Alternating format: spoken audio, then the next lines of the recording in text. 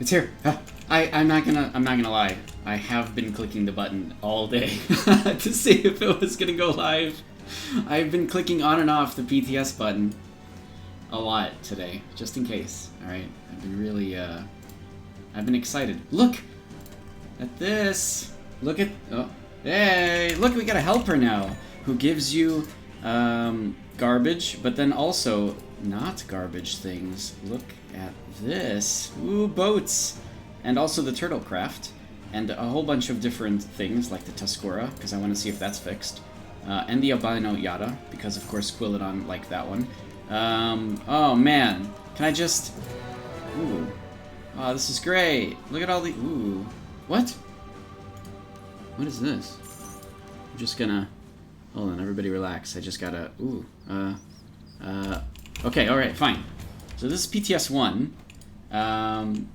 Hey everybody. Do you mean the Tuscora of Pax works? No, there was like an animation bug with the Tuscora, but I honestly don't even know what the problem was. Was it just a... Was it like a... Oh, it can walk just fine. What was the animation problem with this guy? Anybody know? I can barely see his eyes. My god, what is wrong with his eyes? How much more can I zoom in? Okay, anyways. She didn't walk properly. Oh, okay. It's just like the small wyvern. On my stream, when I walk, the wyvern doesn't actually walk, it just slides around. Is it the same thing? Alright, well it walks now. Hey. Hold down right mouse button and move left to right. Alright, hold on. It slides a lot. I think it's good now. I mean, to be fair, I thought that was a feature, but okay, you know. It's not a sliding elephant, I guess. Okay, so, hold on, let me just get this guy out and do one of these. Okay. There's a lot of things I wanted to go through, but I had no plan. So, square's fixed. Yay! Can we fix the, everything else? I'm kidding. Hold on. I have to collect my thoughts, alright? I don't even know what this is, or where you get it from. But it looks pretty badass, so. Alright, that's cool. The marketplace is down. Alright. I have all the gear I need, so I have to make a team now to go into here, into this place.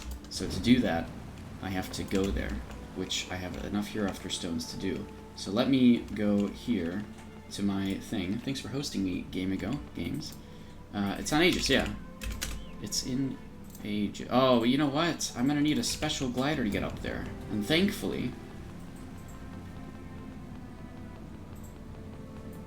No, I don't have it. Okay, so let's see. Maybe they have it here, actually. Oh, crap. All my hotkeys are wrong. No! Oh, no! This is the wrong build. This is my old build. Wait a minute. Stop. God. Everything is different. Look. Everything. Okay. I have to relax. I know. I'm just a little excited. Let me just push some buttons here. And then I need to... Oh god, this is going to be really, really annoying. I know some of the buttons. I don't know all the buttons. Can't wait for this dungeon. Yeah, I know. I'm excited for like an actual challenge, which I hope it is a challenge. R. Where's my R button? Oh, it's right there. It's already done. My C button.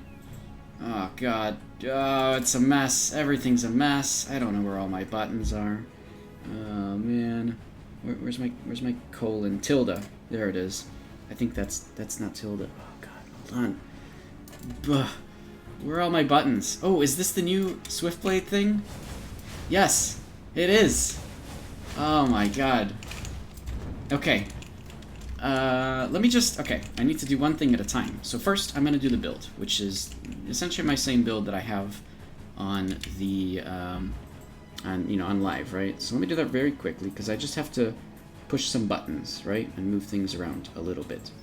So V is going to be replaced with that. My T button, I don't even think I use that.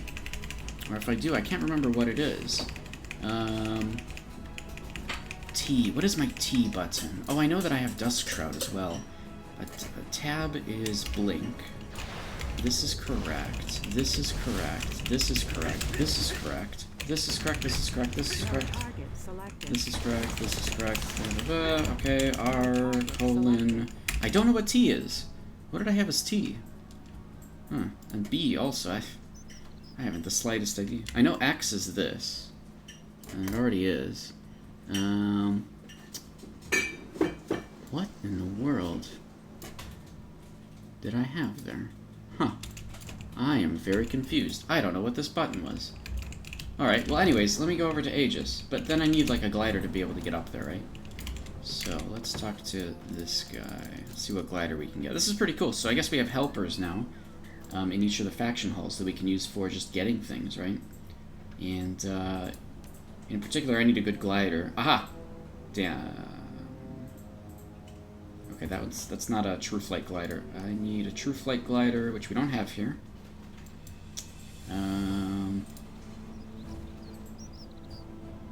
I don't? Oh. Okay. I don't. I'm gonna trust you. I don't need a glider. Okay, then. I believe you. There we go. PTS 2 is currently unavailable. They just announced it. Oh, man.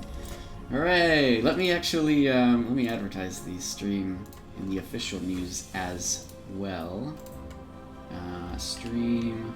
It's PTS time. Let me link my thing. If you guys have any questions about PTS things, go ahead and ask. We'll try to get those out of the way. Okay, good. So that's now done properly. Oh, you're right. There's literally just a portal here. Torch of Ipnia gates. Move to the Torch of Ipnia. Well, that's a little easier than having to jump off a mountain. Or, you know, wait until Aegis finishes. That's great. So, they may have revamped this whole area. And from the looks of it, it's the same. Okay, well, alright, that's fine. Let's, okay, there was definitely some hover over here. What was that? How do I get here? Oh, hello. It's Artios. I saw your... Wow, Artios, I saw your letter on Twitter. He's actually ridiculously tall. This can't be right. This can't be right, right? That seems way too strange. Alright, defeat Orin. Or Orion. Okay. Oh. I can earn a Warden's Mana Core. Used to craft an Immortal Warden Awakening Scroll. Ah, okay. And it sells for 50 gold. Here's the Disciple's Workbench, which you... looks like from here you can make these Immortal Warden Awakening Scrolls. This is the Tier 3 armor for library gear. Right? And weapon as well. Weapons as well, I guess. I don't know. Have I completed them? No, I haven't. Oh, you're right. You have to have the main story quest completed from the garden, but I hadn't done that on the PTS. So... Wait, so I can't even go in here? It's not even like an option? But I can get the daily quest, which is kind of funny. Let me see something. What was I doing? I still have to figure out my build, because this button isn't correct. F2. Maybe this was here. I have charge. I have this. Yes. Yep. Yep. Oh. No, I have that. Yes. Okay, I guess all my buttons are bound. I just don't know whether or not this button was on T or B. But Entangle's kind of nice, because you can actually combo it now. If the target is hit by summoned crows and you use Entangle, they'll get stunned. So there's a lot of new stuff with Swiftblade stuff. So don't worry, go ahead and open the Instances tab. Oh, okay. It's an instance. I gotcha. Okay. Here we are. Ipnia Extinguish. So this is good. So this means it's cross-server. Is that correct? Well, okay, I have to read this out loud, so... Alright, let's see. Ipnia's Sanctuary. Born as children of the Mother, the Ipnia started their life under the protection of Thiel in the Garden of the Gods. Longing to return to the garden after their death, they built a magnificent sanctuary dedicated to their creator. Imbued with the purest of all arcane powers, the Ipnia's Sanctuary soon attracted the attention of the Akash, who sought to absorb the powers found in this holy place for their own gain. Support Artios of the Crimson Watch in exploring the sacred grounds, and learn some of the long-lost history of the Ipnia. So the instance is a 5-player dungeon, but can support 3. Most people will probably go in with 5, and there's nobody recruiting to go in quite yet. So I mean, I could use a healer, and maybe like 2 more healers. I've read some guides online, just generally what you want to go in with. People say 2 tanks, especially for the boss that has 2 bosses in it. So that's kind of interesting. So I do kind of want to look around in there, and I guess I can queue. I don't know if I'll be able to go in. And also, because there's only 3 entries a day... Oh! Alright, Cosmo's making their appearance. Well, I mean, I'm queued up, so I mean, what can you do? Oh, wait! Ah! Miss Sung Banquet's back! Oh, we still don't have the Naval Arena. Okay, fine. We get Miss Sung Banquet back. I'll queue up for the Sanctuary, though. So in the meantime, I can answer questions, we can look at the folio, we can take a look at the equipment encyclopedia. We still don't have multiple tabs, I can't believe it. Alright, fine. I want the other tabs for all the different things in the game, but we don't seem to have that in our version. We want to know about the new Tier 3 library thing. So here's the Ipnish Sanctuary. It looks like it's its own category. So it's actually not even a library gear, right? It's actually quite literally Ipnish Sanctuary. Ipnish Sanctuary gear is the same as Tier 5 Haram or Tier 1 Aranor, and it's called this Immortal Warden's stuff. Now, I don't know if you can actually awaken library gear into Tier 3. So I'm going to bring up another thing here. Into Tier 3 library, or essentially this, right? It's probably here, right? Immortal Warden thing can be used on, yes, Disciples equipment of Mythic Grade or higher. So this scroll, which requires a few of these mana cores, will allow you to take Tier 2 library into this Immortal, into this Ipnish Sanctuary stuff for Tier 3 library as we know it, right? It's this scroll. And then this scroll here will take... Oh, this can actually be used on Radiant Disciples, so that's interesting. If you have Tier 1 library, you can upgrade it or awaken it. If you have Tier 2 library, you can also awaken that. I don't know if both of them take it to Tier 3 library. That's interesting. Okay, I don't know. I mean, I don't really have those things, right? So I can't really see how that works right now.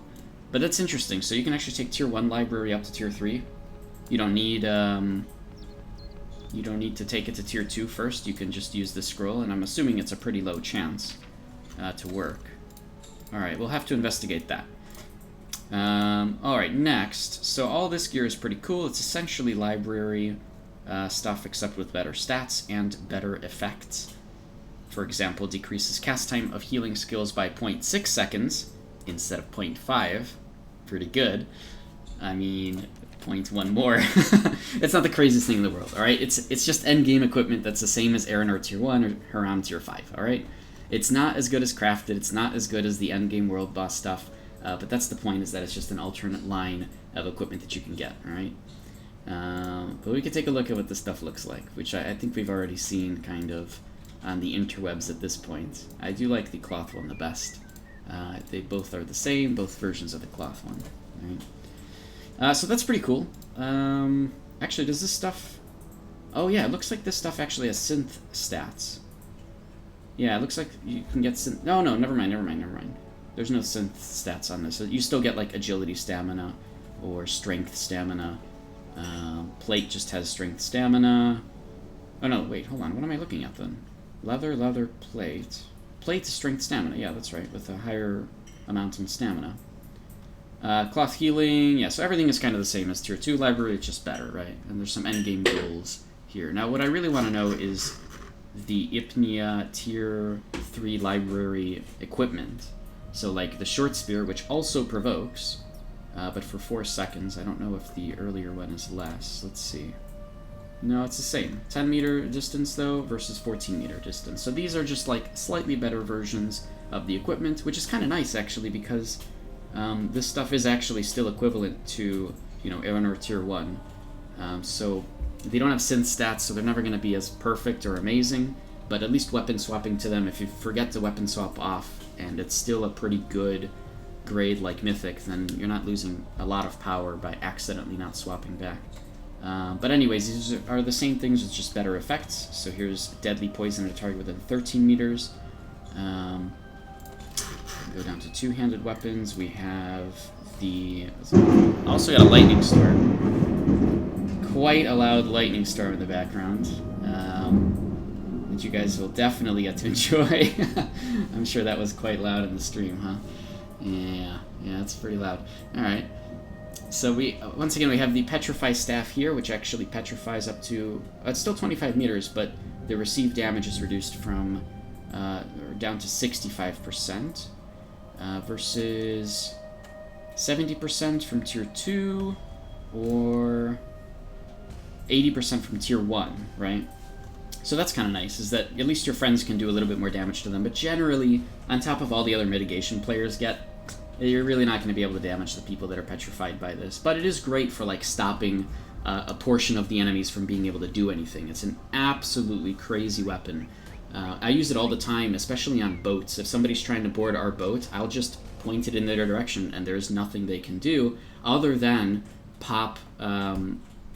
what is this? Other than pop Defiance early, which is great. Like, just pointing this at people and forcing people to pop Defiance early is great, because it puts the fight into your control. You force people to use Defiance so they can't use it later, right? Anyways, the Nodachi is the same thing. It sleeps for 5.2 seconds, probably a little bit longer, and the Great Club is something that petrifies within 17 meters, versus the earlier versions, which petrify between 15 and 12. So, I mean, again, these are kind of endgame things. They're not really, it's just better versions of those, of the actual abilities themselves. This one's nice, though, the bleeding within 28 meter range, specifically because you don't need Shadow Play to get bleeding then. So you can actually cause bleeding without Shadow Play. A lot of combos can be used here by builds that, do extra damage in combos with bleeding, just by weapon swapping a bow to this, and then swapping back to your regular bow. As much as I want to do this, I just never end up doing it in my regular gameplay, but it is an option for people that want to practice with it. Okay, so we're still in queue for the Ipnia Sanctuary. We're just kind of going over things. If you guys have any questions about this stuff or you want to see anything, let me know. I'm just going to keep going through, like, folio things, right? Yeah. I'm not even sure. Actually, let me take a look at the patch notes. Let me see what Japan got, and then from there we can start to figure it out, because Japan also got a few other things. Oh, and we also need to test whether or not they fixed the whole weapon attack speed bug with the damage not actually being, it's not working correctly with the attack speed coefficient. So we'll check that as well. Japan gets new stuff before us. I mean, it just kind of goes out to different regions, I guess, whenever they're ready. But the Japan version is very different. From what Yux or WoW was saying and showing me, their RNG boxes and their pay to win is insane. Like, you can get all of the end game achievement stuff, all of these, just for money. All the, like, the Sky Warden, the Sky Emperor glider. You can get the Strata just off of RNG boxes in the Japan version. So I mean, I don't want to think about it. It's a very different place.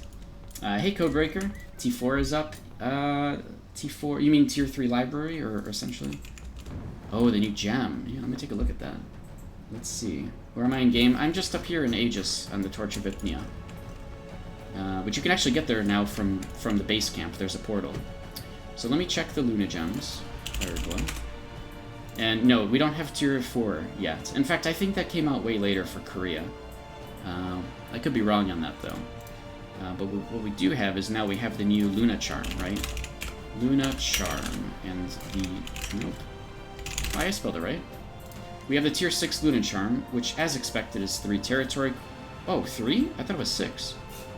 Alright, 3 territory coins, and the same recipe as Tier 5. Oh no, a little bit more expensive than Tier 5. So you still need 6 Luna Charms, and 20 Superior Lunar Glow. Oh, I see. They've actually made rank 5 cheaper, I believe. Yeah, rank 5 is now 15 Superior Glows instead of 20. I think that's actually correct. If anybody's on live, you can double check me on that. Looks like they've changed the actual costs here. Well, maybe for all of them. That's interesting. Oh, there's no tier 4 gems even in Korea? Okay, never mind then, Milton. I heard a rumor of that at some point, that it was going to come out. I thought they would have gotten it by now, but maybe not. Alright. Craft gems can be removed via transmuters. Yep. Crafted gems can be removed with not with transmuters, but with Mournstones. You remove them with Mournstones, which you can get from Honor or the auction house, and they will pop out of there. All of the gems inside will slide up by 1. Tier 5, 6, and 20 alive? What do you mean? Yeah, the Honor gems, if you're ranking up this way, however, and you try to take them out, they'll get destroyed. But the crafted gems, specifically from what Andrew was saying, essentially like the glorious gems and such, these guys, these ones you could still unsocket, right? And then you can change them with a transmuter. Now later on, Korea got things to be able to change gems into other ones, so they're actually able to take currently socketed equipment and use a thing in order to change the gem into a different one. And I don't know if we're going to get that at some point, but they are able to do it, so I'd hope at some point we are too. So I don't know, you gotta ask and beg for that, I guess. They also have scrolls in order to change, they have synthesis stone versions that actually allow them to choose what one to get out of the synthesis stone. You can actually choose, so I don't know, maybe we'll get that at some point too. Tier 5 honor gems are currently 6 Lunar charms and 20 superior. Yeah, okay, so it looks like they've actually reduced the cost of that. So don't get your tier 5 honor gems right now, wait a couple days and then do it then. As you said, there's 6 and 20 on live. Here, rank 5 is 5 and 15.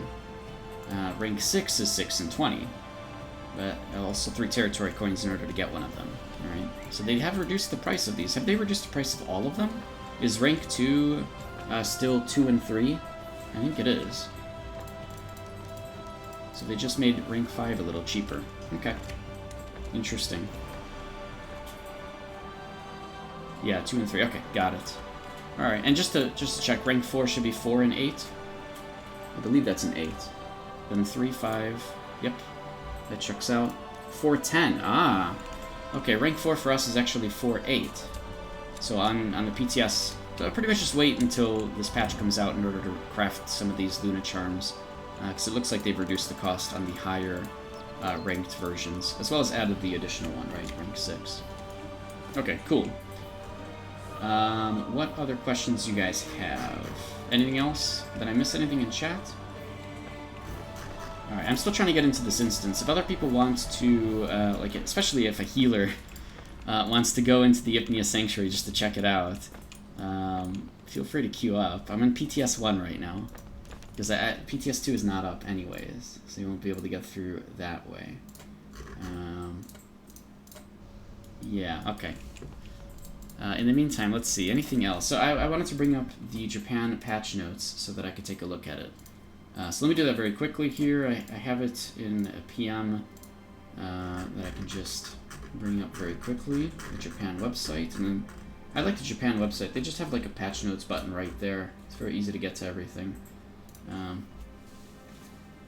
Honestly, like everything they've done on their website for Archeage is awesome. It feels like back when Archeage came out in NAEU, you know, back when it first came out. But to be fair, they just got it, so they would treat it that way for sure. Alright, so Japan, I'm going to translate this page. Now there's a lot, and there's a lot in the garden as well. Did they redo the art here for Aegis? This looks a little different, doesn't it? For the map? Somebody tell me if that's true, maybe I'm going crazy. Do they have patch notes for what's on PTS? Oh, that's a good question. Can I see the new mounts in Arena Shop? Sure. I don't know. Can somebody check that on the forums or something, if they've put out something? Oh god, that's not the button that I normally use for instances. They have. Ah. Yeah, go ahead and link that in chat. You guys are able to link things, so feel free to. Thank you. Arena Shop, okay. Oh! Hello! We have the Alabaster Steed for 5,000, and it has one ability. called Run. But I wonder if there's a way to actually increase that. Alabaster. Nope. I don't think so. Okay. Interesting. Okay. Alright, well that aside... Actually, I think... didn't Legacy just get this in an RNG box and we have it inside for Curios badges? That's... alright. Fair enough. We have it inside of Curios badges. And it's got one ability. Aegis map looks the same? Okay, cool. Alright, then I'm just going crazy. Alright, let's take a look at these patch notes. I mean, this is a work in progress patch note, so keep that in mind, guys. And they go over things... Let's see. Yep, the pirate thing. There's territory income distribution. The Mariner hero can now adjust territory income distribution. What? I mean, I read a little bit about this, but what does it mean exactly? So, heroic support funds will equally be distributed between all heroes. Losing a siege doesn't grant any support funds. So they're able to change territory income distribution, which we can't really test here because nobody has any castles. Let's take a look at it. So community menu, faction, Aurora territories. Okay, well, this isn't very helpful, since nobody owns any territories, I guess. So, alright, fine. So there's a new UI here, I guess, that it says even here no territory has been claimed, so we can't really mess around with that. But it's a grant that can be done 3 times per day. And what does it do? It grants territory contribution points to raid members. Ah. That's interesting. So heroes are just going to give way more territory contribution to their guilds, pretty much. Is there a cost? Wow. Alright, so getting hero essentially does give your personal guild more income, in a way. So you're more inclined to try to get more hero spots from the looks of it.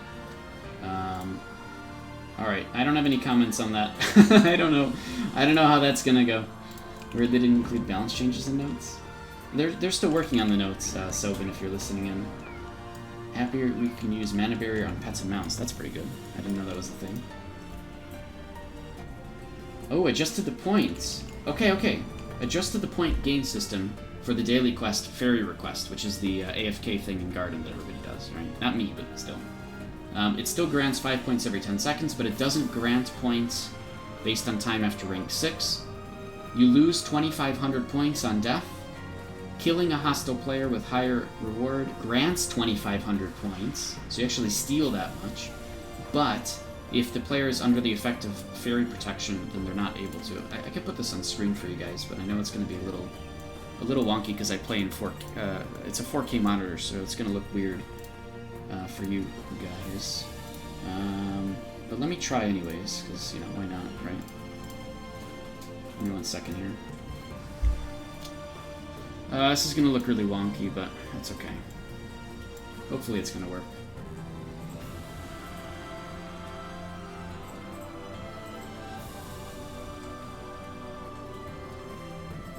Alright, I think this will be fine. Yeah, this should be okay. I don't know if you guys can read it. I'll try to increase a little bit more.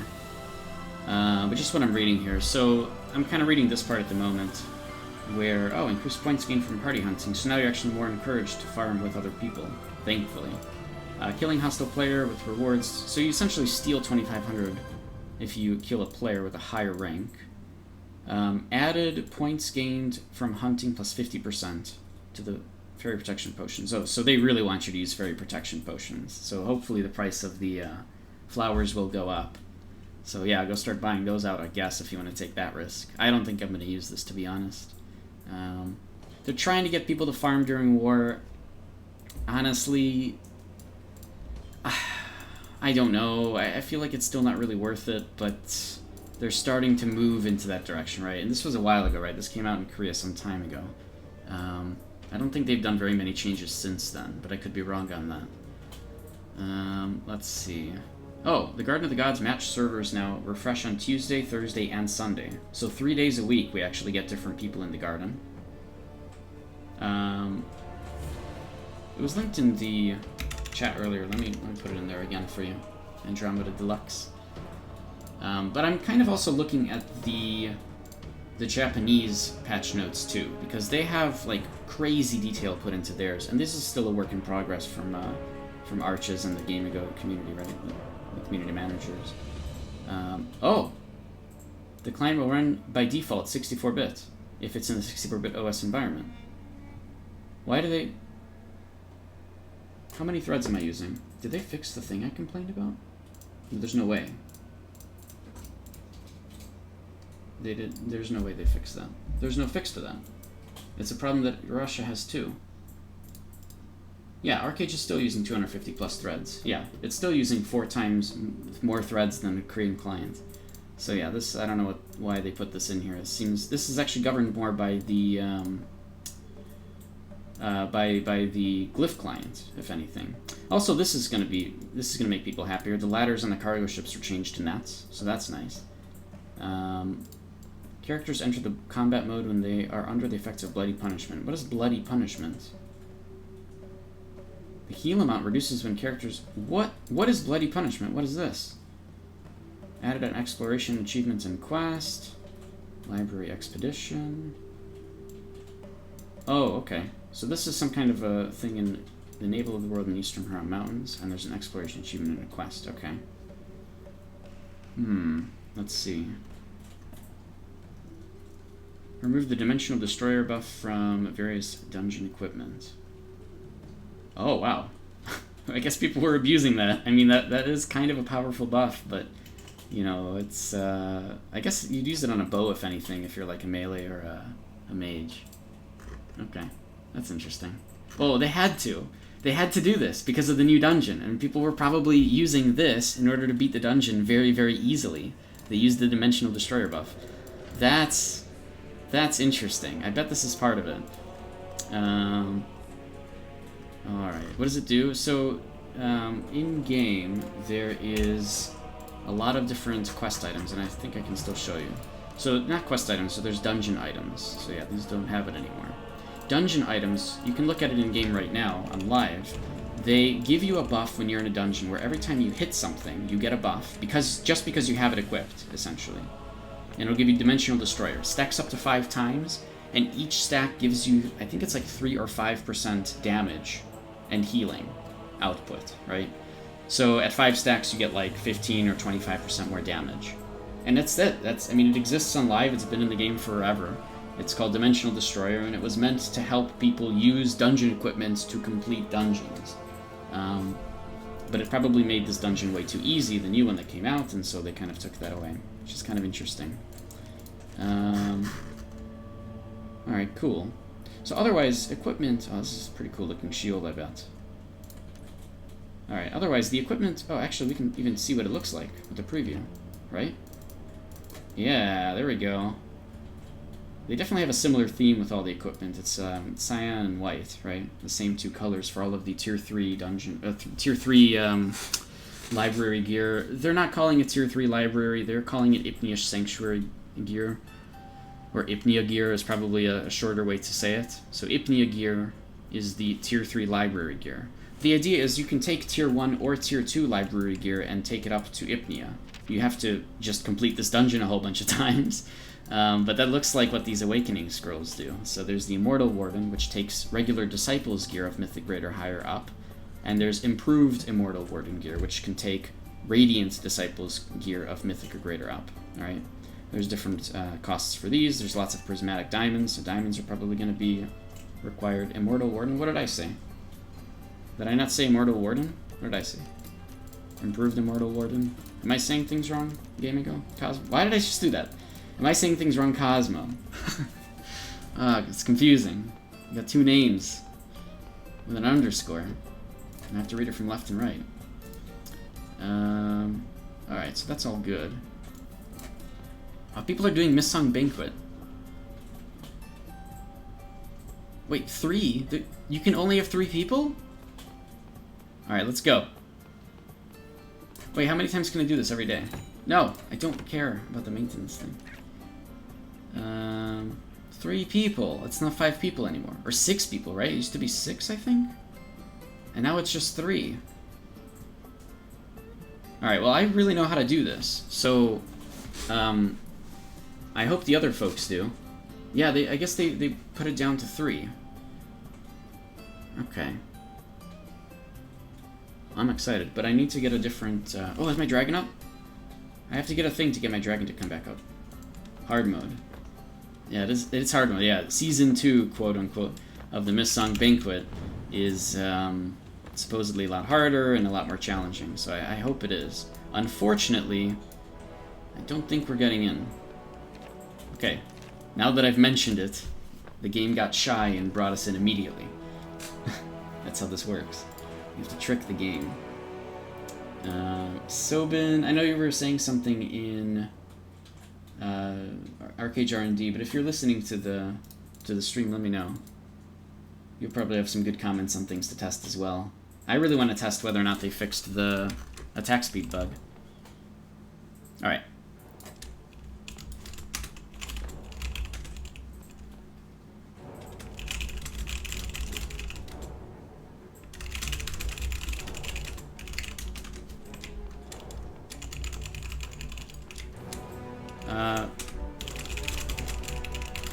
Nope, don't know what the new rewards are.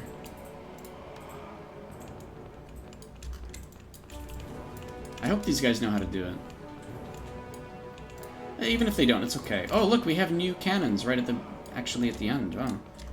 Your red line? Okay, I'll go green. And then I think... yeah, okay, so I can still use this. Great. And then we gotta go. Jeez, instantly. Alright, so we're going to use the old build that I used to use and see how that fares here. I also have to get that, but I can't right now. So the old build, oh god, I've already forgotten it. Let's just start with this first. Magic, magic, and physical. And then I gotta get this stuff, which this one's gone in 10 seconds. I think it's actually up for some time. So get this, and go back. Here we go. So yeah, with less people in here... oh god, I'm pushing all the wrong buttons. Ah! Oh, that's a much bigger crystal now. And these crystals last 18 seconds. I think that's a little longer, so that's good. Now you have more time to go between things, by a few seconds at least. Okay, and I gotta watch out for those things. Oh my gosh, this is pretty good. I like that there's only 3 people. It's definitely a lot more challenging. We're gonna start by getting shock shells, though. Oh no, 1 shock shell, one cold cannon. Okay, good. Oh, I want that. Gimme. 16 seconds on it, wow. The R button is the glide button, okay. Oh wait, I got another thing. I should upgrade this too. Alright, and then I have my abilities too, right? So my melee attack should work. Cool, I'll get some extra crystals out of it. They made them a little larger, so now it's more obvious that they're there. Did they need help? Oh man, you might need help over there. Ah! And then I gotta watch on my screen when the crystals pop up on the sides. Alright, let's get another shock shell. And let's get one more back here. That's also physical damage. And also upgrade this to a shock shell. And then over here we'll get a frost, and then I might start to upgrade these now. This is similar to the build that I used to do, not exactly the same, but we'll give it a go. Oh crap. Okay, good. Similar but not exactly the same. So let's improve these now.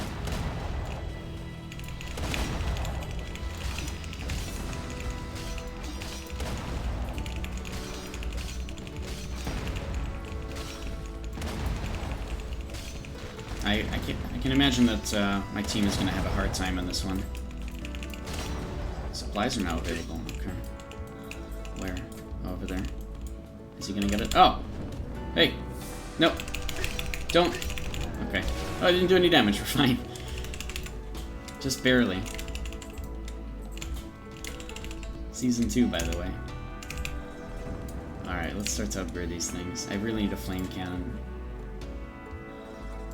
Oh, it's only 10 to upgrade up to a few of them, right? I don't know if this is a good idea. I should have gotten all cannons. Maybe that is the new meta. Is to just get a cannon on everything to start. It has to be. That has to be the meta, actually. I didn't used to do that in Season 1, but I think in Season 2 you have to do that. You have to get cannons on everything, just to start at the beginning. So I might do that with my next amount of gold. Crap. Okay, let's start freezing things. Or no, not even freezing, but stunning. I think this is fine. I think we're okay on that part.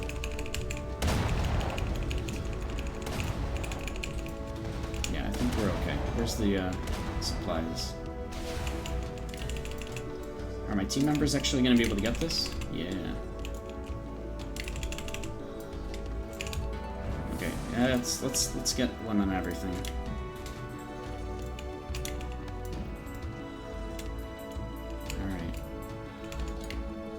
Man, I don't like this though. Like, this isn't how I usually play it. But I feel like I have to. Yeah, I feel like I have to. Supplies, where? Oh, is he gonna get that? No, I don't think he sees it. Oh, I really want a flame cannon. He's already got one. Let me switch to flame cannon. I should have done that already a long time ago. I think I can. Yeah, I should be able to. Flame cannon mid is how I used to play near the end of Season 1, and I think it was pretty good. Alright, let's just kill him. Stun. Stun. Stun. Oh, we're not doing good on there. Neither am I, no! Just die. Okay. Alright, flame cannon time. Flame cannons, and we'll do that with this one, which I traditionally always made into a flame cannon. And we're gonna make this one as well. And I didn't see what the on-screen message was, but that could have been a problem. And then this I think will just... Crap, I don't know what to do. Let's just upgrade this. What? That's not what I wanted to do. Go back. Used to do mid-flame. I used to do this one flame. And that was always my favorite, but I keep pushing this button by accident. There we go. Okay. I think we're okay now. Oh, I don't think he's gonna get that. No, it went away!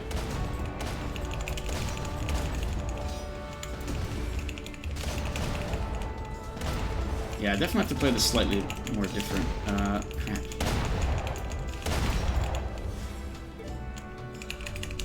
Okay, I think they need a little bit of help on that side. Used to do flame mid, phosphor sides, and switch to lightning. Yeah, we don't even have those anymore. I don't think lightning and thunder is a thing now. I'm curious about it, which is why I kind of want to rush it just to see. 30 to get to rank 7. Let's do it. I don't know if that's a good idea. It's probably not, but I'm really curious to see if the thunder ones are in. Oh, that one's about to go away. Hey.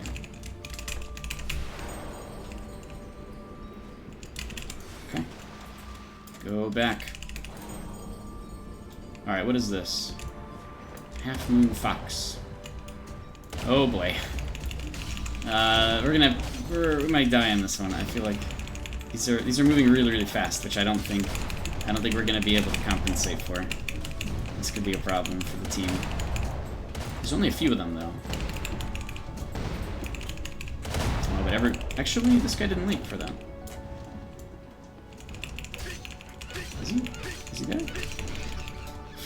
Come on. Keep stunning it. Okay. Yeah, we're gonna end up dead soon, it looks like. I need a super pro team for this, of everybody probably on comms. Alright, I want to know what happens. Okay, you do get the Thunder Cannon. And it's free upgrade here, it looks like. So, Thunder Blazing Cannon, which slows all enemies in the attack range. And this one periodically stuns. Thunder Cannon! We have to. It's the best one, right? Look at it. And I can still switch it to the other ones if I want to. Alright, let's upgrade this one. And then we'll start stunning these guys. And in the meantime, I gotta get that. Oh, he's stealing it! Wait, he's not stealing it. I'm confused. It didn't even work. What happened? I went right through it. Uh-oh. Alright, Thunder Cannon isn't an easy win. For sure. In fact, I think I should have just had that as a flame. That wasn't good. Thunder Cannon's no good. I think we lost. Mine leaked at the end, and that might have killed us. 4, 2... Well, we have 2... We have... Wait, what? No, we lost. I'm confused. It didn't do damage then.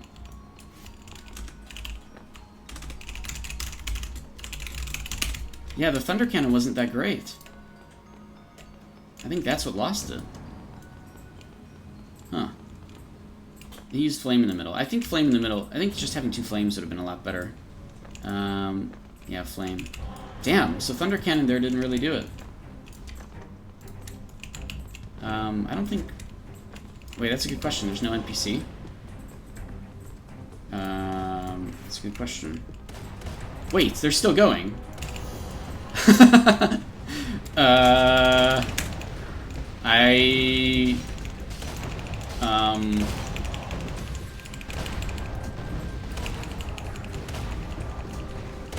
What's happening right now?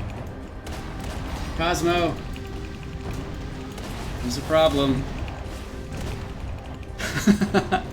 It's still going.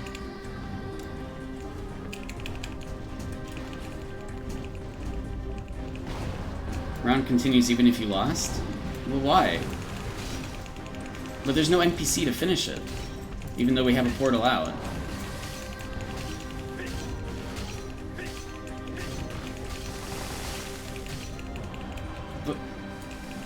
But what's the point of this? So you can see what the other rounds are, I guess, but...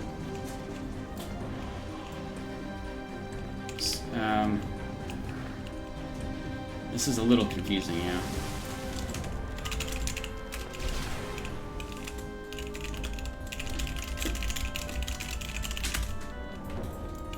Wait, we can even upgrade our things.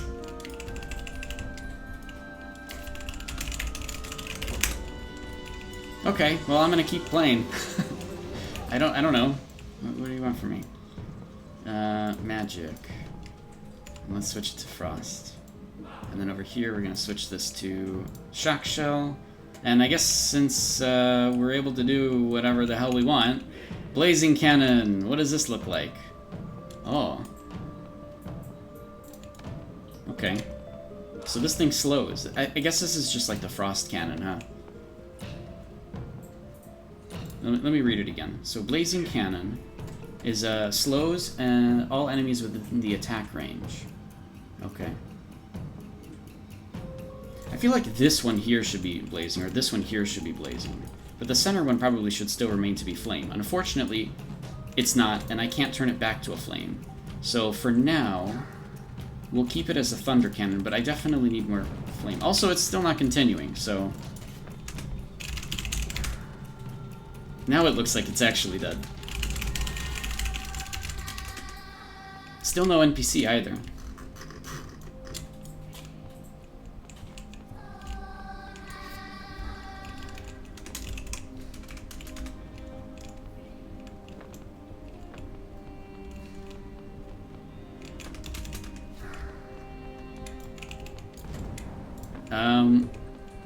Look, the problem is if we complain about this, they'll just remove it instead of fixing it, right? Just like they did last time when there were problems with the Missong Summit thing. Missong Banquet. They were like, alright, well, we're not going to fix it. We're just going to remove it. So I don't even want to complain about this, because I'd rather have something than nothing. It's really stupid.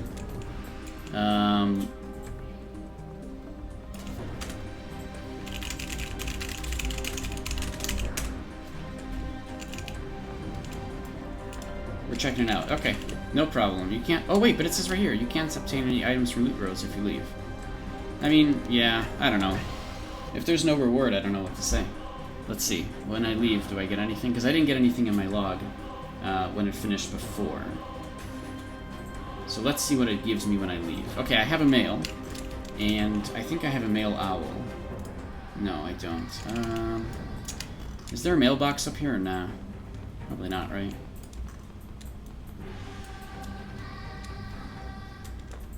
I know, I really hope they do something to Legacy to make it a bit more fair and kind of compared to Archeage Unchained. Honestly, if they turned Legacy into Archeage Unchained over a course of time, I don't think anybody would mind that. Unless they like paying monthly, I don't know. Ah, what? This isn't a safe zone? Okay. Alright, this isn't a safe zone anymore. Wait, that means everybody's gonna fight each other in town. That's not right. Oh, you have a quest for me, hello. Oh, I know these ones. Actually, this one seems new. Thank you. Okay, I know that one. Alright, whatever. Let's go over here. So apparently this, the town isn't a safe zone anymore, Cosmo. We got another one for you. Oh, I got a needs a party token. Gimme, gimme. It's not a safe zone. Wait, it's a safe zone. It's a safe zone now, but only when it's convenient for them. When I fell from the top of the mountain down here, I died, because it wasn't convenient for me. Oh my god. Okay, Missong Banquet. We got it. Rank 2. Okay, rank 2. We got a contribution of rank 2. What is that? So this gives me guaranteed drop of 2 Radiant Infusion Supplies. Okay. Next. What else is there? Did it give me honor like it used to? No? No honor? Maybe you get it for... Oh, no. I think you only get honor at rank... at like level 10 and up. Okay, well... I don't know. We'll look into it. I don't know what to say. I don't know what to say. We'll see what happens with that. Or something. I can't go... Oh, wait, I can do it one more time, actually. Wait. I can't enter them. Oh, because I'm inside of a team. Leave team. Okay, yeah. So now I could go back in. Okay. You need to do it twice a day. Right? Just like before. Okay. I still want to go in here. And it looks like... we got a cleric. Oh, PTS 2 is up. Let's do it. Let's go. We got this. Am I gonna get kicked? Are they gonna find some other people? Hey, Hugin. You hanging out? You wanna see what the Ipnish Sanctuary looks like? Well, hopefully we get to see if the lead pushes the button. Yeah, new dungeon. They brought back the Missong Banquet, which is a little buggy from the looks of it. So that's cool. It's much harder now because you can only go in with 3 people. You have to manage everything. It's actually kind of nice. I like the challenge of it. I like the idea of it. I like all that stuff. It's a cool dungeon. They just got to fix some issues and hopefully not just remove it because they don't want to fix those issues. Alright, so this has started. Amazing. I also want to try the turtle boat because you can get one now from the faction hall. You can get a whole bunch of stuff from the faction hall. There's a helper in there that just gives you a bajillion items, whatever you want. So that's kind of nice for the PTS. Hopefully, Cosmo, they don't put that helper on live. Right? They're not going to put that helper on live. That would be crazy. That would be insane. But, you know, things could accidentally happen sometimes, and I'm slightly worried that helper will accidentally somehow slide into live, and I hope not. But it's good that they have that for the PTS, because now people can actually get some equipment and things, even though they might not be the proper grade at all. At least it's a start, right? They're starting to work towards getting it where it needs to be. Emergency alert. Yeah, I know. It's pretty crazy outside. Oh, tornado warnings. Okay, that's a little bit more crazy, isn't it? Let's see what it says in the news. Should we be worried? Not for my area. Okay. Damn. Man, this is crazy storms. You folks, would you rather just like constantly had tornadoes, or are you okay with the heat wave instead? Because like right now it's pretty bad. What's this? Somebody, wait a minute, this is obsidian equipment. Somebody regraded their obsidian equipment. That's funny. Okay. Well, it's PTS 1 after all, right? Alright, we're trying to get this dungeon to start, but this dungeon is not starting. So maybe there's like a cap on how many people can go in or something, but we're having a little bit of a hard time even going into explore. Oh god, I think exploring is as good as this group is gonna go as... Oh no, we're okay. We can do this. I don't really have things gemmed, but I'm a PvE gemmed, right? I think I have like all the resilience I can. Nope. Alright. Oh, my helmet is nothing. And it's plate, too. That could be a really big problem, actually. Wait, why is it... What? Some of it's plate, some of it's leather. Hold on. This isn't right. Where's my actual build? Where's my actual, equipment that I gave myself? Maybe I don't have it here. I need plate... Oh, crap. Hold on, let me look for my gear. I wish this was sorted better. Okay, this one's good, right? Oh, but it's leather. For Twin Shadow Slash, I do want that. But that's not the right one. This is all leather. Did I just not socket it? Good luck. I don't know. I think we need good luck to get in at all, to be honest. Because that's having a bit of an issue. And then also, I need to gem everything, yeah, because I only gem my plate stuff, and I don't have plate. Alright, well, whatever. We'll see how this goes, honestly. 34,000 health. Yeah, I have a good enough buff, then. Aranor guards. What guards do I have? Aranor fists. Where are the guards? Do I not have them here? Maybe not, because I did request specific things.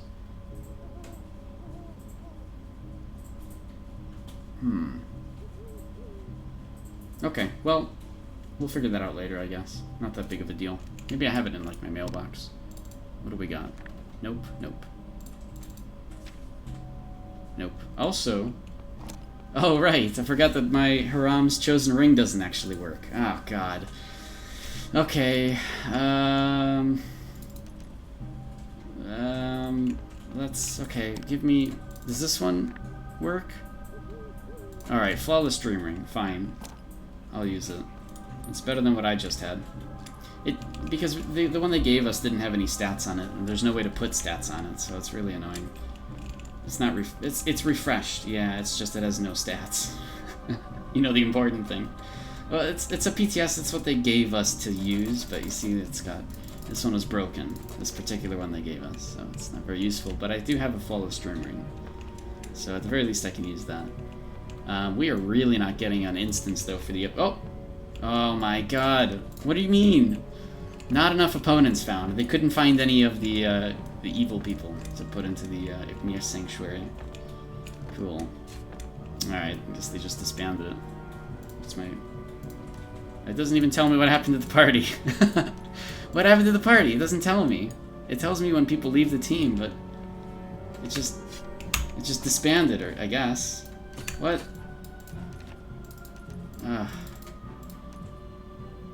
Yeah, it went away. Oh, God.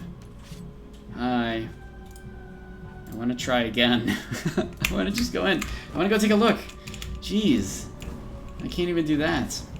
You've been sending love to Cody. I'll make sure he gets it. He's probably asleep right now. Anyways, so I wanted to bring him onto the stream for the following stream, but we just literally played with him earlier. I had him here for like an hour.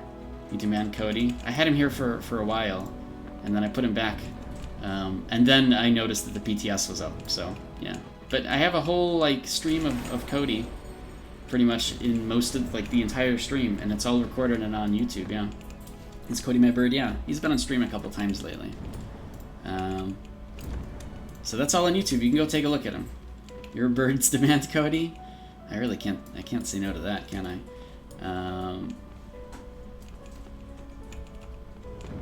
Does that convince me? Yeah. It doesn't convince me. He's just tired. He's sleeping. Because he's already been with me for a while. It's crazy how unplayable the game is without labor. I don't know. You get so many labor rechargers, though, especially on Archeage Unchained. It's almost like a I don't know. I've never been like... I really need labor, you know? Like, lately I was like that once, but it wasn't a big deal. And then, like, on Sunday I just got a bunch more. I don't know how Legacy is, though. Legacy might be a totally different field, or ballgame at this point, without the original workers' compensation potions. Labor rechargers kind of make it very different. But I don't know, I don't really use labor for anything that I do. Now I have too much labor on my character, to be honest. Because I've kind of already hit end game. I don't really care about, like, upgrading my stuff anymore, because there's really no point. So I've just kind of been working on other things. Today on live, I got myself, I upgraded my boat massively in several different ways, and I was really happy with it. So now I can go ghost ship hunting much more efficiently, which is great. But normal model is still impossible. It is impossible to plan. So how does it work then for labor rechargers on Legacy? Do you actually just have to buy them? Is that the only way to get labor rechargers other than events? Because then I can see that as a problem, yeah. That's really focused on the cash shop gameplay.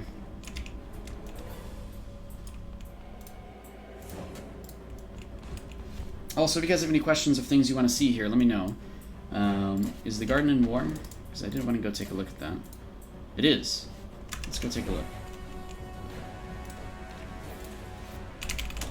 No, not Hall of Warriors. I wanted to go to Naval.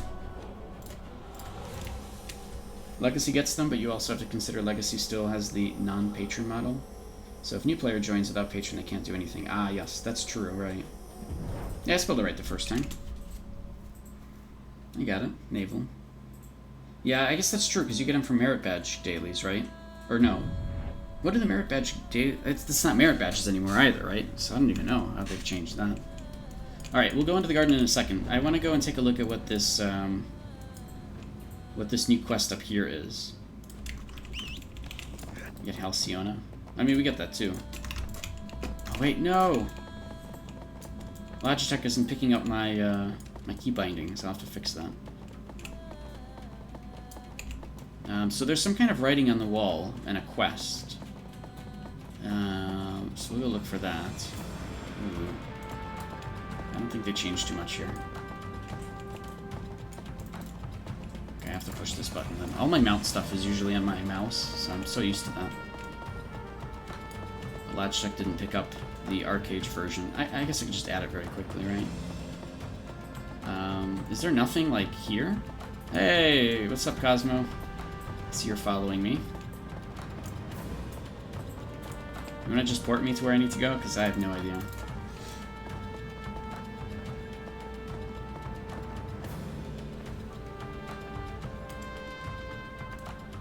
Oh, up there. Aha, I can see. I see the weather. That's pretty much what it looks like outside, by the way, for me, apparently. Apparently there's a tornado warning, so I probably should be a little aware of that. If I suddenly shut out, then you guys know... Oh! Oh, mindlessly walked right into it. Well, we have to translate all this, so get to work, people. Get to work, guys. Go translate this. I'll give it to you guys in chat. Oh. Wait, what did it say? I wonder what the old carvings mean. I'll tell you once we translate them. Repair my car? If I had sand, I would. Let me give you guys this to translate. You guys can get on it. Alright? There we go. Have fun. Go translate it. Otherwise, I'm gonna do it later. But no, you guys should do it. Alright. I wonder what the old carvings mean. I've seen enough Ipnia's script to recognize it, but I still can't read it well. I wonder if this lady knows what it says. Hey, lady! Lady! Hello there, stranger. Another person has made it through the grueling Millennium Blizzard. I presume that means you're a friend of the Haram. Well met. My name is Lady Lemeli, and I'm a memorist sent by the Eokid and contracted by the Crimson Watch, here to document as much knowledge as possible about the navel of the world. Done. Wait, what? Done what? What'd you do, Cosmo? I see you're interested in these Ipnia's carvings right here. Care to hear a bit more? Yeah, I know, because they're Ipnia. What do I... oh, geez, story time. Alright, hold on, story time. Let me just, What's a good story time song? Alright. Thousands of years ago... Oh, it's a lady. Oh, whatever. Thousands of years ago, 12 brave adventurers... Oh, they're just gonna go over this whole thing? Is that it? I could tell you this story. I don't need some lady to tell me. Thousands of years ago, 12 brave adventurers went up an epic journey to return to the birthplace of the world. Nothing but common folk at the time. Historians gave no thought of their fantastic idea. That's not true, but alright, fine. The Garden of the Gods was but a legend. A myth... Wait, did they just call them common folk?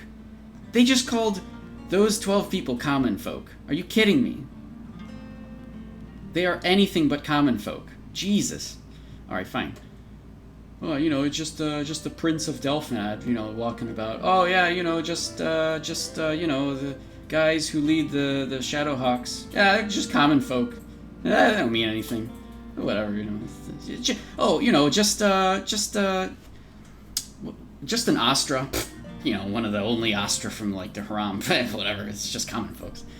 The guy, actually, no, I don't think he was Haram, right? What was, anyways, doesn't matter. You get my point, alright? They're not common folk, alright? The Garden of the Gods was but a legend. A myth passed down from generation to generation, but when the adventurers truly found their way to the navel of the world, they decided to commemorate their achievement. And so they scribbled on a wall, which seems to be glowing, so that's pretty good scribbling. Here are the names. Oh god, it's their names. Oh, I should have realized. Alright, that's their names. Cool. Also, let's just be clear. Naima never had a last name, okay? We don't talk about... Wait, Olo?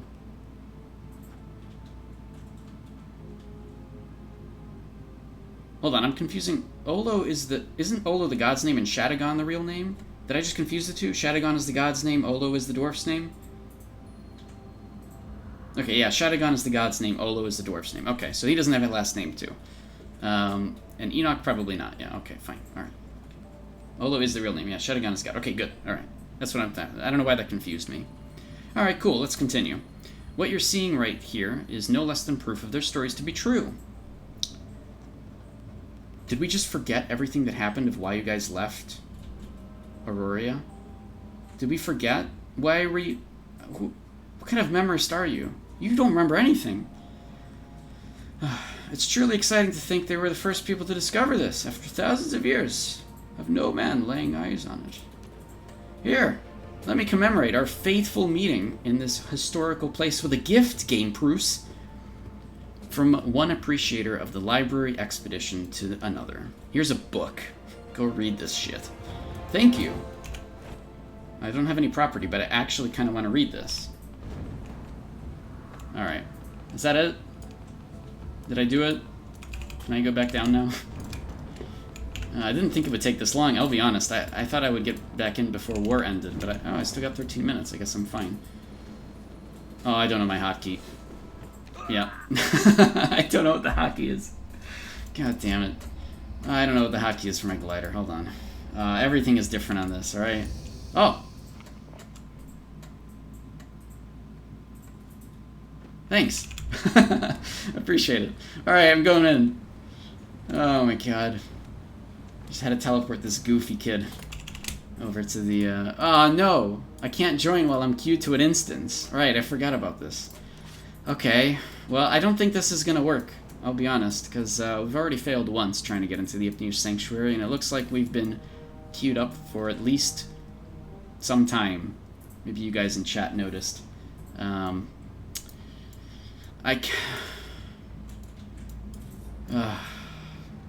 Alright, I'll wait till it says I failed, alright?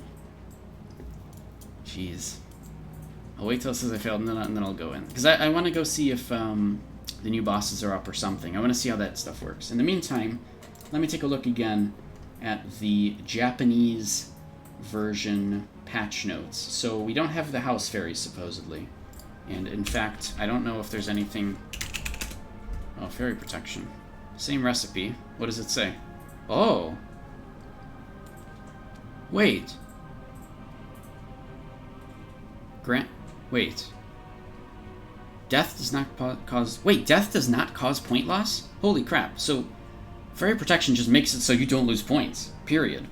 At all. Not even 1,000. Alright, I better get into fishing, because, geez, Dawn Lake Essence is going to go up in price. Actually, people are going to make this just to farm in war, right? Or no? Oh, you know what?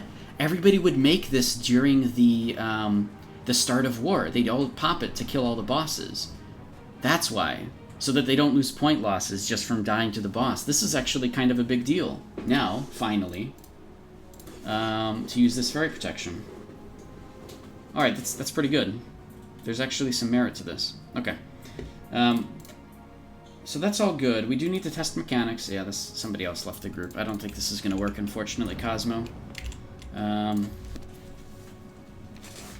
Unfortunately, I don't think the Ifnia Sanctuary is going to work or let us in today on the PTS. Arena store changes. Really? Crimson. Okay, so that's some Japanese things. Some obsolete items. There's the balance adjustment. Yeah, Swiftblade abilities are going to be really fun now.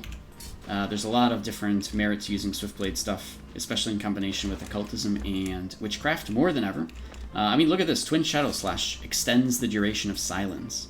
Twin Shadow Slash will shackle a target that is impaled. That's pretty good. I wouldn't play it that way because I want to reduce accuracy with Summon Crows, but still, that's pretty good. In fact, that actually makes sense. You can use that as like, you can kind of use Swiftblade with this here as a healer, but I don't know why you would. It's just a thought. I mean, I still don't think there's enough merit to use Swiftblade as a healer quite yet. But it's at least good to know that they're starting to move in the direction of... Unable to enter the server due to the available server resources. Please try again in a few minutes.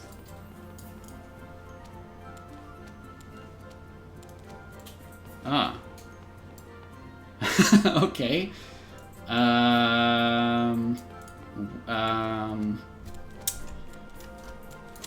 Unable to enter the server due to the available server resources. Let's see if this guy can get in. Nope. Okay. Well. Not going in there today. Oh my god. Yeah, there's some, I think we have some issues with the server right now. Cosmo. The garden doesn't really work. And we can't get into instances. Although Mist-Sung Banquet worked. We can't get into dungeon instances. Okay. Well. Cool. I'm gonna head out of here. And what else do you guys want to see? I mean, we've kind of gone over everything. It's like, there's not that much. You guys want to go look at the new cargo ship? I mean, we go look at it with our eyes. Oh, salvaging an Abyssal Lunafrost gives back 2 Abyssal Luna Shards. That's kind of nice. You can salvage all the Lunafrosts that you don't need and get, and at least make other, or try to re-roll out of them. That's kind of nice. A new trade route is added to Rakala. Where? It connects Hasla. Really? Really? Hasla connects up to... Okay. Well, I'll believe it when the map changes, because I don't really play East, so I'll have to go explore it myself. Added Disciples Workbench, Torch of Ipnia, new trade routes. Okay, let's see. Adjusted the synthesis fees for Mythic Disciples equipment and Legendary Mythic Radiant equipment. Okay. Conflict is now 5 minutes. In Peace is 2 hours. In Cinderstone Moor and Yinnistir during the faction competition. Okay. More kills are needed to increase the zone rank in Cinder and Yini. Yeah, that was popping all the time, so now it's harder to do that. Okay. What other things are going on? Each faction can have up to 150 members in the Garden Zone server. Oh! Maybe that's why it's not letting me in, because it's set to 0 maybe, right now, on this one. On this PTS. Sounds like a potential problem for crowded servers. Yeah, it is, because that's just 3 raids, right? That's a raid. That's a raid and a co-raid, and then another raid as well. Yeah, it is. That will be a problem, where only 150 people can get in. And worse, you can bring in your ults just to steal spots so that nobody else can get in, especially on like opponent factions or something, just to screw with people. Yeah, the limit for members can be a problem. Now, is that in our patch notes or in Japan? Because I know that's in the Japanese patch notes. I don't think that's in ours.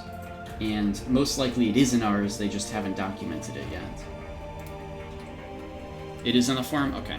And that'll be Mess and Legacy with all the alts. Yep. Definitely. Now, that said, there's less reason to sit there AFK, because you don't actually get points after rank 6 just for being AFK. And you only lose 2,500 points on death. I don't know if you lose a whole rank, but I guess not.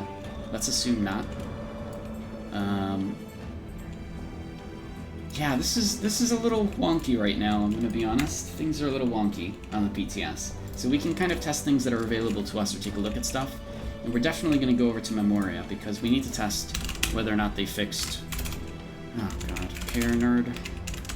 Okay, we can go to Care Nerd. We need to test whether they fixed the melee attack speed bug, right? I know everybody wants to know the answer to that, so we're gonna go check. Are daggers now finally where they need to be in terms of damage? Let's find out.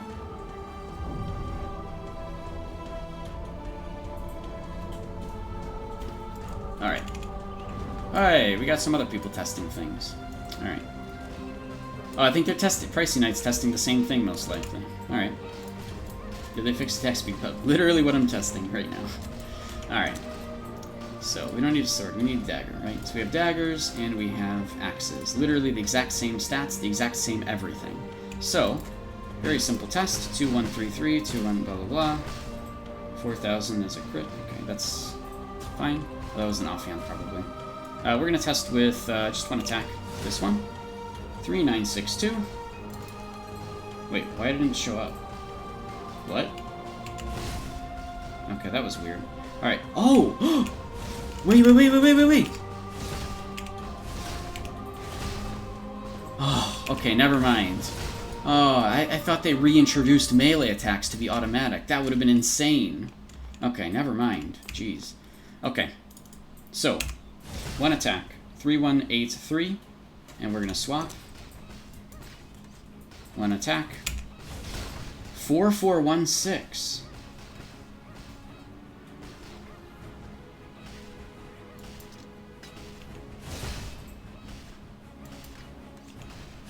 Yeah, they fixed it.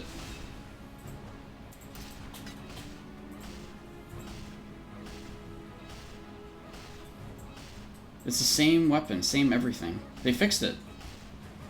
Guys, they fixed it. They fixed the attack speed bug. They did it. They actually did it. They fixed the thing. Wow. We didn't have to wait for the patch for them when they got it, when Korea got it fixed. So daggers are actually daggers now. They will do less damage. Axes will do more damage. That is all fixed. Actually. Alright, let me go here.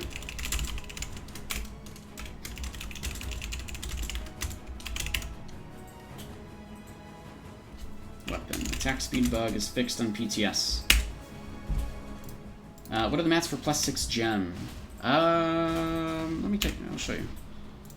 Lunar Charm. So they actually reduced the mats a little bit for rank 4 and rank 5, and rank 6 is 6 Lunar Charms of rank 1 and 20 Superior Glow Lunarite, and also 3 Territory Coins. So you need all that stuff to make a rank 6. So 6, 20, and 3. I can't sell... What? I can't tell. I'm chunking this thing. Oh, Pricey, are you listening into the stream? I feel like you literally just answered my question. In-game, even though I said it on voice, which is a little weird. But yeah, they actually fixed it. Here.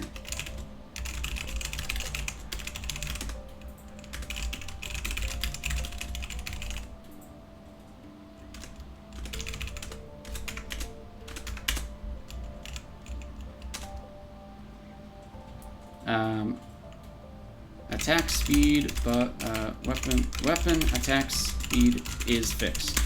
Confirmed. All good. Alright, great. I'm actually really happy about that. That's awesome. I'm not a melee in life? Yeah. It's all good.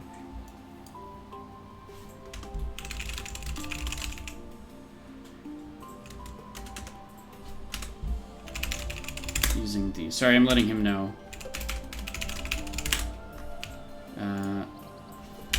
Hold on. This. And this.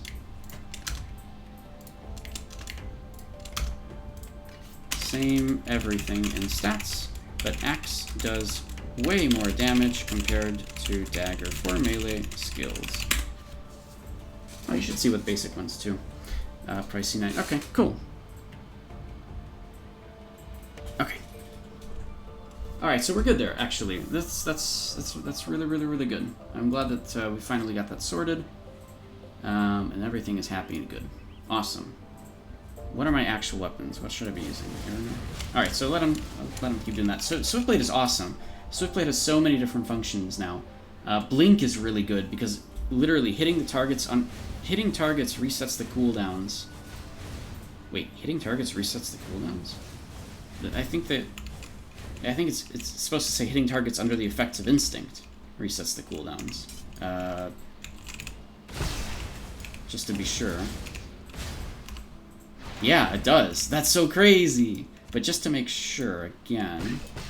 Man, there's so many freaking things now. There's so many combos with Swiftblade to just reset abilities and such. I mean, honestly, Arachnomancer makes perfect sense. Because Swiftblade by itself can just keep constantly doing things, can constantly keep pumping out everything.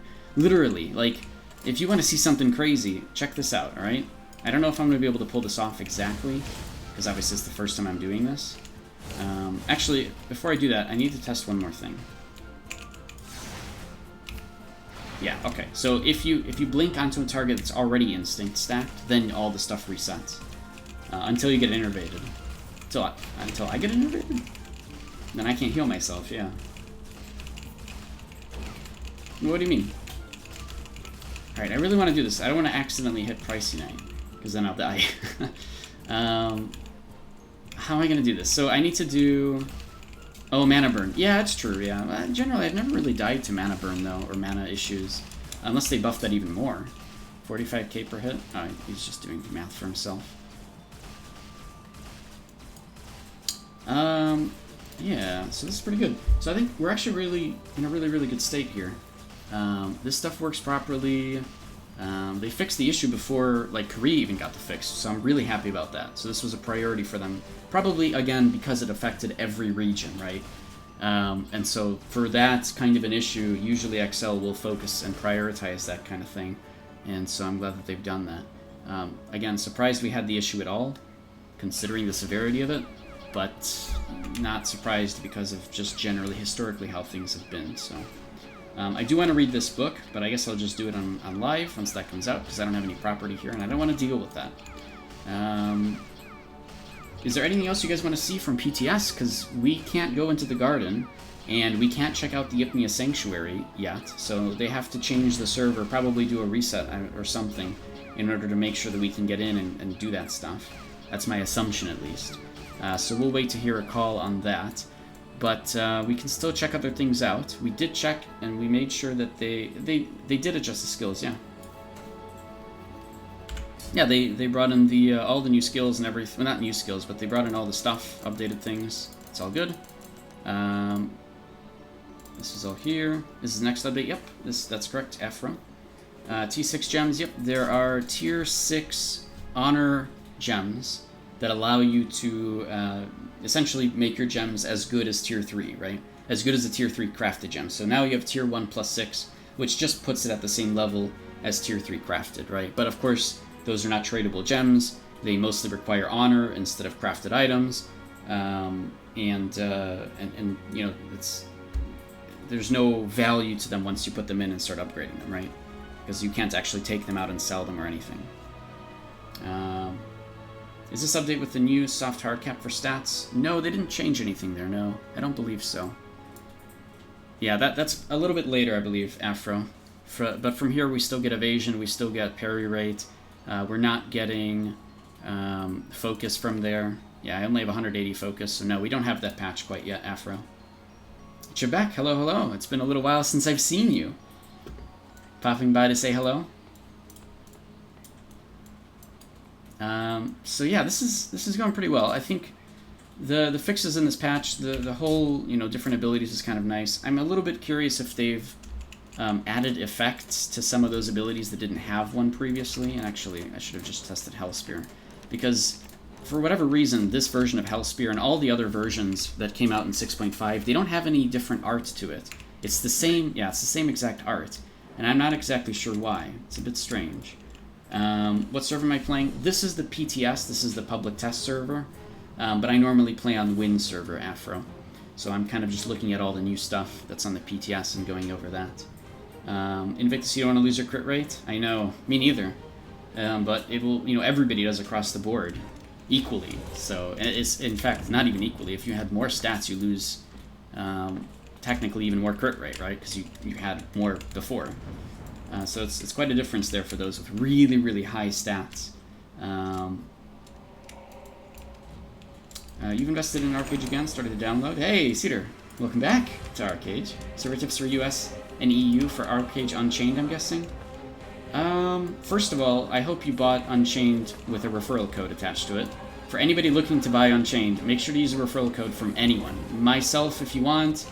Mine is down below, but like they didn't really advertise the referral code thing very much, and so a lot of people don't know about it, but you just get some extra cosmetic stuff for it. So you may as well get it for free if you can. Server tips for US and EU, I don't know. US, honestly, if you can play on the new server, the Fresh Start server, if you want to do that on Stena, you could.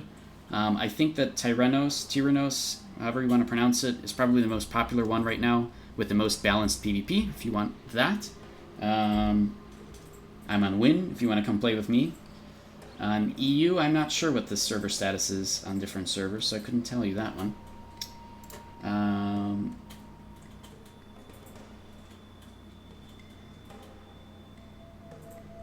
Hold on, I got a question on Discord from Agent, streaming at the moment. Did fixing the bug just lower the damage of the fast weapons like daggers, or increase the slower? Yeah, it should have done both. Fixes system entirely. I can check with the sword as well. Oh, no, I can't really check with the sword because I don't have a balanced sword with the same stats. But it should fix the whole system. Can't wait for the next patch. Hold on, let me see here. Oh, Trebek, indeed. Needed dulcet tones fix while working. Theory crafting is always, yep. That's right. It's true. At least for Unchained, you only have to invest one time. Yep, for sure. Can't wait for the next patch. For hybrid builds back into meta. I don't... That's not a bad point. Because you're much more inclined to get 1,000 of 2 different stats than 2,000 in 1 stat. Right? Kind of. It's definitely going to be better for hybrid builds. I don't know. That's a fair point. I didn't think about that at all, Afro. I don't have an answer for that, but it should be better. I don't know if it's going to be perfect. It's not going to be like the olden days, for sure. But that is an interesting point. I got to think about that. I really got to think about that. I think you're still going to have accuracy issues. Afro is talking about the stat changes and how they've changed stats so they curve off at the higher levels. I do think that, yeah, pure builds will probably still be the focus, but it's not like it doesn't, it's not like it nerfs hybrid builds. If anything, it actually buffs hybrid builds, but I don't think it buffs it to a point where they're super crazy. So, I don't know. That's actually a really interesting point. I have to think about that a lot more, but I don't want to do that right now. So we got a lot of other questions and stuff here too. Go for EU. Many of us from EU.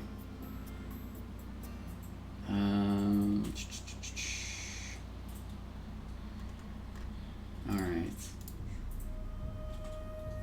Yeah, so I've got some stats. So there's some valid... There's definitely validity to saying that hybrid builds are definitely buffed to some degree with when that patch comes, right? I can see that. I can see the idea for it. Where do you see this at? So this, what Afro's referring to, I can bring up the chart. Hold on. Let me bring up the chart for you guys.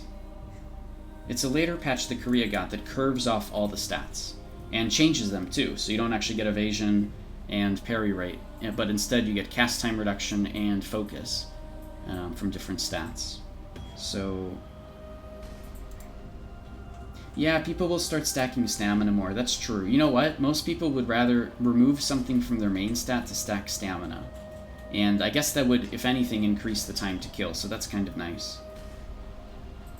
That's just... No, it's not just for... It is kind of just for crit rate, but since you don't get evasion, and you don't get focus... Or, I'm sorry, and you don't get parry rate, if you don't care about focus, then you can go and work on a hybrid build. If you don't care about cast time reduction, then you can go and work in a hybrid build. But more people would rather put all that extra points, if they can, into stamina, right? So they might re-roll some main stat stuff into stamina because it doesn't really matter as much. Getting 0.2 melee attack per point on strength, if that doesn't curve off at the end game, which I don't think it does, but let me take a look at the chart again, because I actually do think it does. Let me see here. Let's see. It's been a long time since anybody referenced that chart, so I may have to scroll up quite a bit. Yeah, it could be a little while. If anybody has that chart on hand, if you guys want to link it, go for it. In fact, I actually know where to find it. D-Pain made a whole thing about it, right? So I can take a look there. And we need to go to July?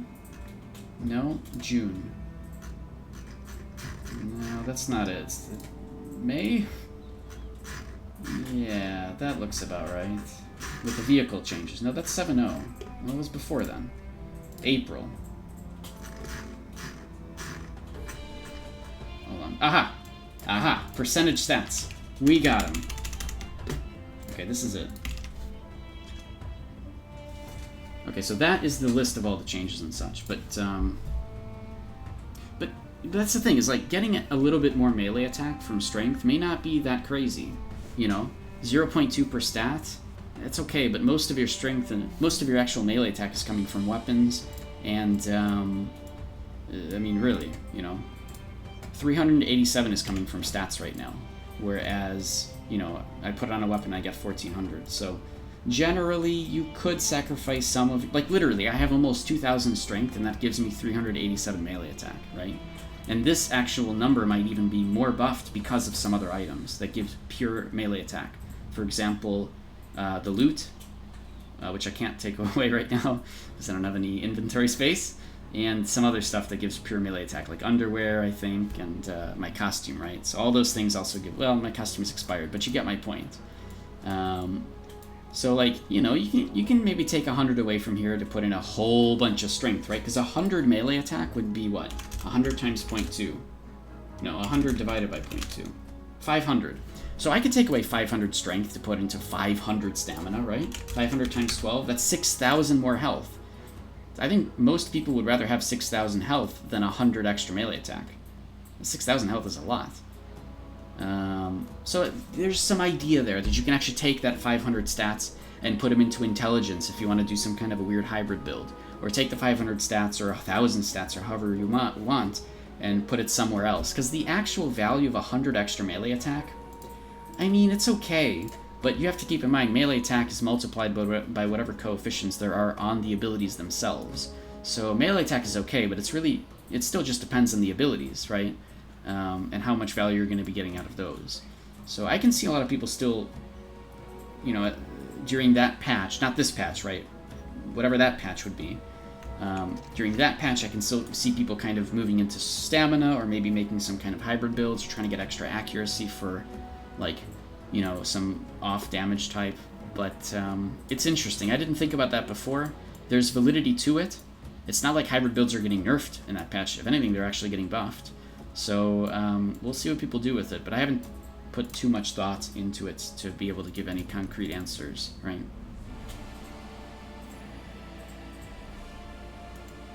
Oh, it's okay. Don't worry about it, Afro. We talk about all sorts of things here. And I mostly theory craft and hang out and chat and answer questions and such. We've kind of run out of things on the stream, though, for PTS because, I mean, honestly, we can't go into the Ipnia Sanctuary. I can't even get into the garden. So we kind of, you know, besides talking about the folio and answering questions, we're kind of back to my regular stream of answering questions and chilling with you guys and theory crafting and coming up with builds. And obviously, like, you know, there's changes now to the Swiftblade. There's actually changes to quite a few different skill trees. I don't believe we got the Deadeye changes yet, right? I really doubt we got those because Japan didn't. Yeah, so yeah, you still have to stand still for Deadeye. So unfortunately, that'll probably be the next big patch is when, you know, honestly, the next big patch will probably be combined with 7.0 at this point. So we'll probably get those Deadeye changes with 7.0 is my you know, is probably what would happen, in my opinion. I've said it here first, so there you go. You heard it here first, folks. Alright, so I don't think that we have the fairies, right? I believe that was not a part of this patch. I need to merge a couple of things here. Give me 1 second. Oh god. I have too many tabs open and they're in different windows, so I'm trying to merge all of the tabs into one window. There we go. Again, if you guys have any questions about Archeage things in general or the PTS stuff, please feel free to ask. We've kind of run out of things that we wanted to check. And again, this entire stream will be up on my YouTube channel afterwards, just like any of my streams. They all end up there. Yeah, I think for the most part, that's pretty much it. It looks like Japan changed the name of their Hereafter necklaces for whatever reason. I doubt that they changed it for us. I think that's just the Japan-only thing. If we take a look at necklaces... yeah, it's still called the Soul Liberator, and it's still called the Soul Guardian, so nothing there. Oh, they changed the name of the Soldier Necklace Awakening. Actually, they changed the name of the item for awakening these things. What is that called, then? Arceum Evernight. Evernight. Okay, I don't even know the name of it to begin with. Let's go back to Marianople and see. See if they've done anything for that for us, for whatever reason. You're kind of new to Archeage, you could tell the idea of class you're going, and you could tell me if it's a no-no or if it'll work. I mean, for those that are generally, that watch my streams, you'll know that we talk about a lot of different classes in theory crafting and such. For the most part, you can play any class and do fine. Every class has its own strengths and weaknesses, and if you play to those, you're fine. The important thing is that A, you're playing a class that you actually enjoy, right? It's a gameplay style that you like, and B, you are addressing problems of the class actively. So if you get crowd controlled too much, you either want to change class or you find ways to ignore the crowd control. And if you can do that, no problem. And if you can't, then you play to your weaknesses. You try to stay away from people that can crowd control, or you can try to stay away from positions on the battlefield where you're more likely to be crowd controlled by AoE, say standing next to the tanks or standing next to the healers, right? But yeah, I mean, if you want, go for it. We can sort of we could talk a little bit about it. It's all good. I just wanted to check this out and see if the names of these awakening items changed, because they changed in Japan, but I doubt they did for us. Yeah, they changed. It's the same thing. Proven Warrior Awakening Scrolls. I don't know why that changed in Japan, but whatever. Just kind of looking over their patch notes here. Oh yeah, Japan also got this in their arena store. The same thing, the Alabaster Steed. And I think Legacy for us got it in like an RNG box. I don't get what's so crazy about this, though. What's so crazy about an Alabaster Steed that only has one ability and movement speed of 11.5? Clearly I'm missing something. This doesn't upgrade it, so I don't really get it. Something is strange there for me. A little bit odd. Let's see, what else? Oh, they do have an upgraded version. It's 16 meters per second. But then how do you upgrade it for us? For 8,000... What? Oh, I think this is supposed to actually upgrade it. I think the Gallant Steed Anima is supposed to upgrade the Alabaster Steed as well, but it doesn't say so in the description. Cosmo, you may want to check this one. I don't have enough Curious Badges to check it, but if you give me 1 billion, I could do that, I guess. And actually see if that works. In fact, that might actually be a really, really worth it test. So, Cosmo, if you're still around, I could use a ridiculous amount of Curious Badges. Unless I could just get it from this guy.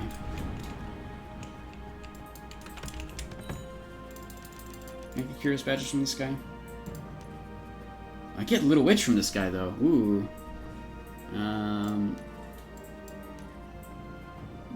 Oh, yeah, I can. Hey, we're good. Never mind, Cosmo. I don't need you anymore. Go away. No, I'm kidding. That's a lie. Hey, we can test anything we want. This is amazing. This is actually amazing. Okay, so now, oh god, now I don't have inventory room again. Okay, let's get rid of. Yeah, I know its name is Helper. All right, I can get rid of this. Aranor won't synth properly from the NPC, otherwise you're fine. Yep, I know, yeah, I figured that was an issue. I tried actually already. Just before... No, I think, like, early in the stream I think I did that. Alright, get rid of this. I don't need these fish. Okay, so we're gonna get an Alabaster Steed and this Anima. Okay, and now, here's the horsey. Quest First Rank Knight must be completed. Okay. Never lucky, dude. There's always something. First Rank Knight. What am I even? I'm First Rank Soldier. So I need... Are these out of order? Oh, no, they're not. These two? No, I don't want to get rid of that book. I need that book. This... don't need copper ore, lost stone. What did I just get? Second rank, first rank knight. Okay, okay, we did it. Okay, can I actually use that before this one? No, of course not. Good. Take reward. Thank you. Take reward. Yes. There it is, by the way. It's right there. Shackle over there just spawned it. Okay. Now we can do this. Bam. We have a horsey. It's a big horsey, and he's got one move, which is run for 12 seconds. Whoa, 12-second run. Never before has this happened. Also, I'll read your things there after in a second. In fact, I just read them now before I do this. It's Blood Reaver on leather set with one-handed shield. Build his focus to be more tanky. Yeah, Blood Reavers are really good in the front lines for sure. If you're trying to stay alive so that you can actually do stuff, especially with like Life Tiger Strike, it's great as an initiator class. You'll probably want to end up switching different classes often depending on the situation, but I think that's great. And as long as you're enjoying the gameplay, I think you're doing perfectly well. Blood Reaver is really, really good. And it feels like it will kind of suit the update, the new update. I think any class suits the new update just fine. I don't think you have to worry too much about that.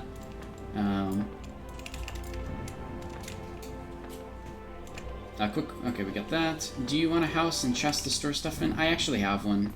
I have a full kit storage silo. And yeah, I don't really want a house because Cosmo is just gonna end up in my mailbox. Because, you know, the PTS is gonna go down anyways. Alright, see you later, Trebek. Thanks for hanging out and stopping by. I can just do that. I can do this. I can read the book. You want me to go read the book? Story time with GamePro. Is that what we want? We can do that. It's fine. We just gotta go over here and plop down a silo. All right. Again, it's just the problem is that, like, you know, it's gonna go away. All right. Bam. Done. All right. Now we have a silo. We can put our book in the silo, right there. Excellent. Now we can read our book. It's called The Library Expedition. Oh, that looks really tiny on the screen, doesn't it? Can I show tier 1 to tier 6? Yeah, that's way better than I'm going to that. Luna Charm. I did this earlier, but I can do it again. So just so you know, the recipes are the same except for 4 and 5. The actual recipe costs Codebreaker has gone down a little bit. And then the 6th recipe is actually the same as what 5 used to be. It's 6 Lunar Charm rank 1s, 20 of the superior glows, and 3 territory coins. Are you looking for anything else more specific than that? Because I know that the rank 6 gem is the same stats as the rank 3 crafted gem. The glorious one, essentially. Does that make sense? Hopefully. What else? What else? Final answer, dagger question, is that fixed too? Dagger question? What do you mean, Enjuru? Final question, final answer to the dagger question, is that fixed? Is that it's fixed too? Yes.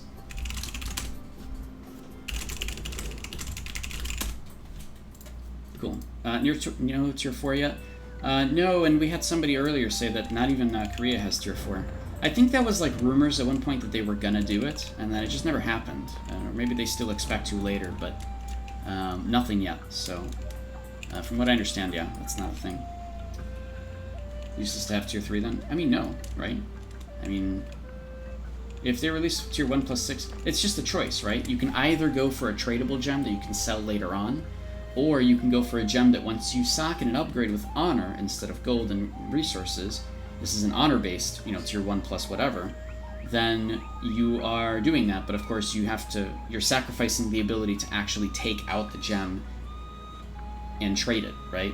So that's the big difference between the crafted versions and the honor versions. One is gold and resource heavy, the other is honor heavy. So you kind of get to make a choice there on what you want to do. I mean, if you have a miner house, just in general, you may just want to go the crafter route, because the miner house would help just massively with it, right? So it's just kind of it's like choosing gear, you know, whether you want to go the Haram route or the library route or the Aranor crafted route. You're not making a wrong choice going any of those. It's just a different idea, different end game, different goal. Yes, obviously the stats are a little different between all three, but my point is, you know, it's just different ways to play, right? There's different choices you can make. And yeah, so I like the honor route because I know that I always end up with too much honor anyways, just like my legacy character. But, you know, you're not going to make a wrong choice with this. Okay, so we have the Alabaster Seed. I still didn't upgrade it. Okay, let's try. Oh, you can. Okay, so it... Wait.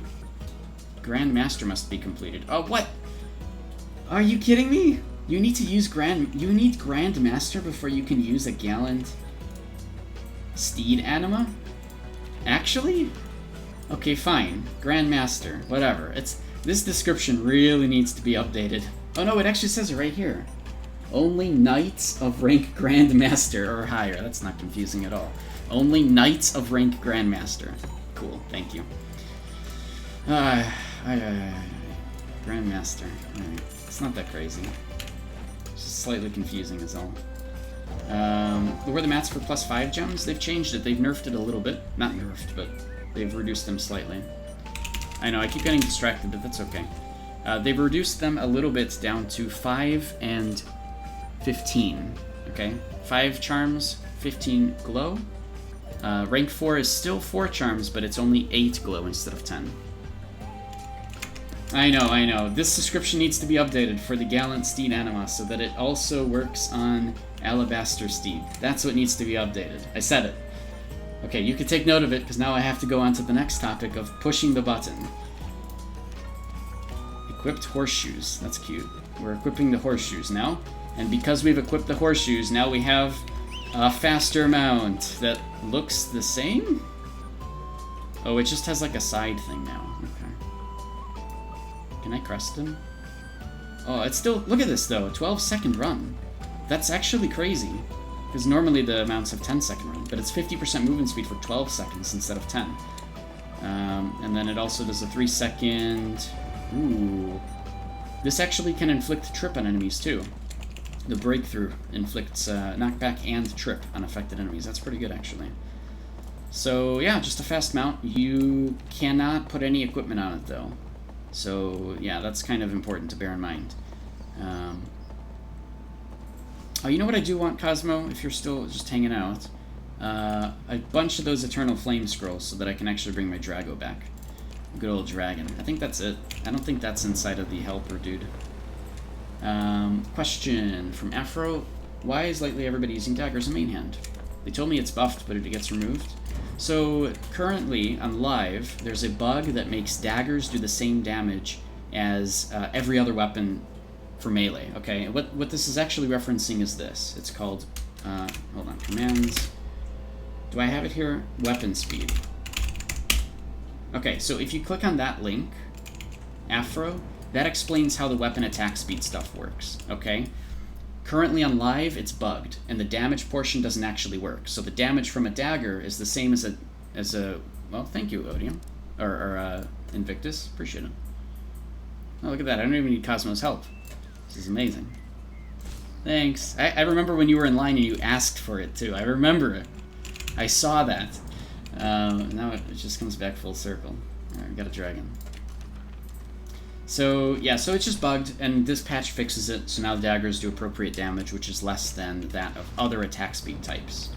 Can we get help for NPC on live servers?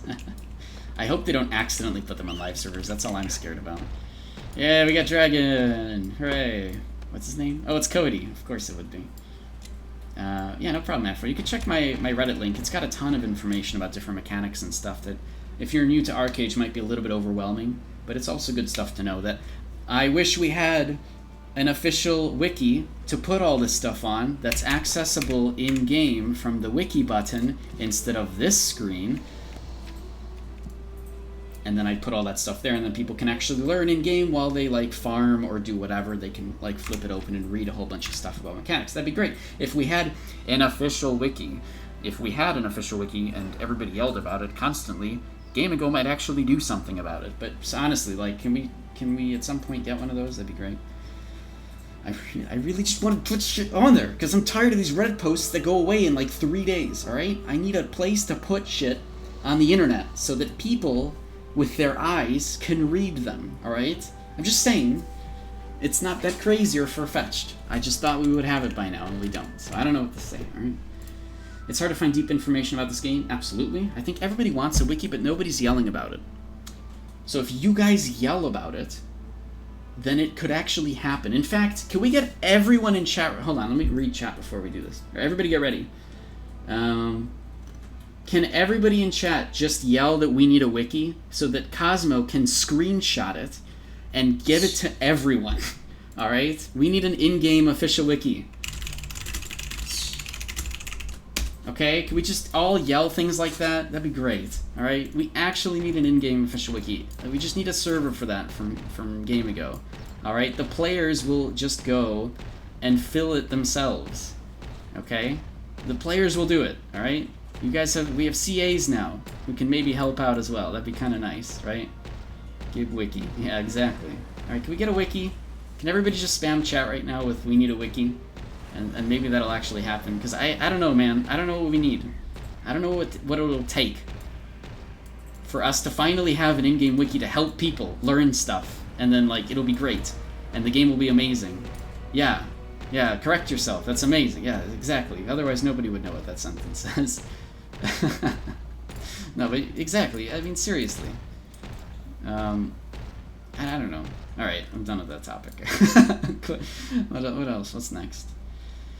What else? What else do you guys want to see? What's happening? What do we need to do? We tested the Alabaster Steed. That was pretty cool. It works as you'd expect. What else could we test? We could take a look at some of the stuff in the tester, though, right? Oh, I can't fit through the door. Oof, how embarrassing. The dragon really needs to chill and stop eating everything. Doesn't even fit through a door. Alright, so the helper from the last page has pretty much unlimited vocation, unlimited everything, unlimited serendipity stones.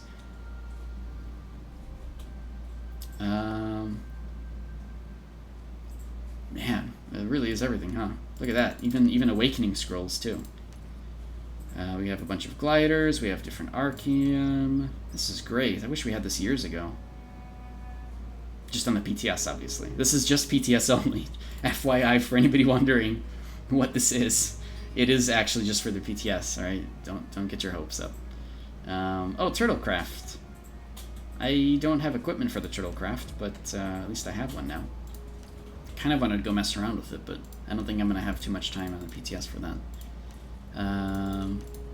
Alright, well, okay, it's not the craziest amount of stuff, but fine. Alright, let's go read the book, okay? There, we could do that. We can go read the Library Expedition book. Because I'm very curious about what it is anyways. Because I can't imagine that it says anything that we already don't know, alright? Oh, oops. Did I push the wrong button? That's not what I wanted to push. Okay, alright, chill. Just fly, alright? There. Go fly. Go do things. Ah, no! Okay, fine. I give up. Where's my new steed? Where's my new dude? Here.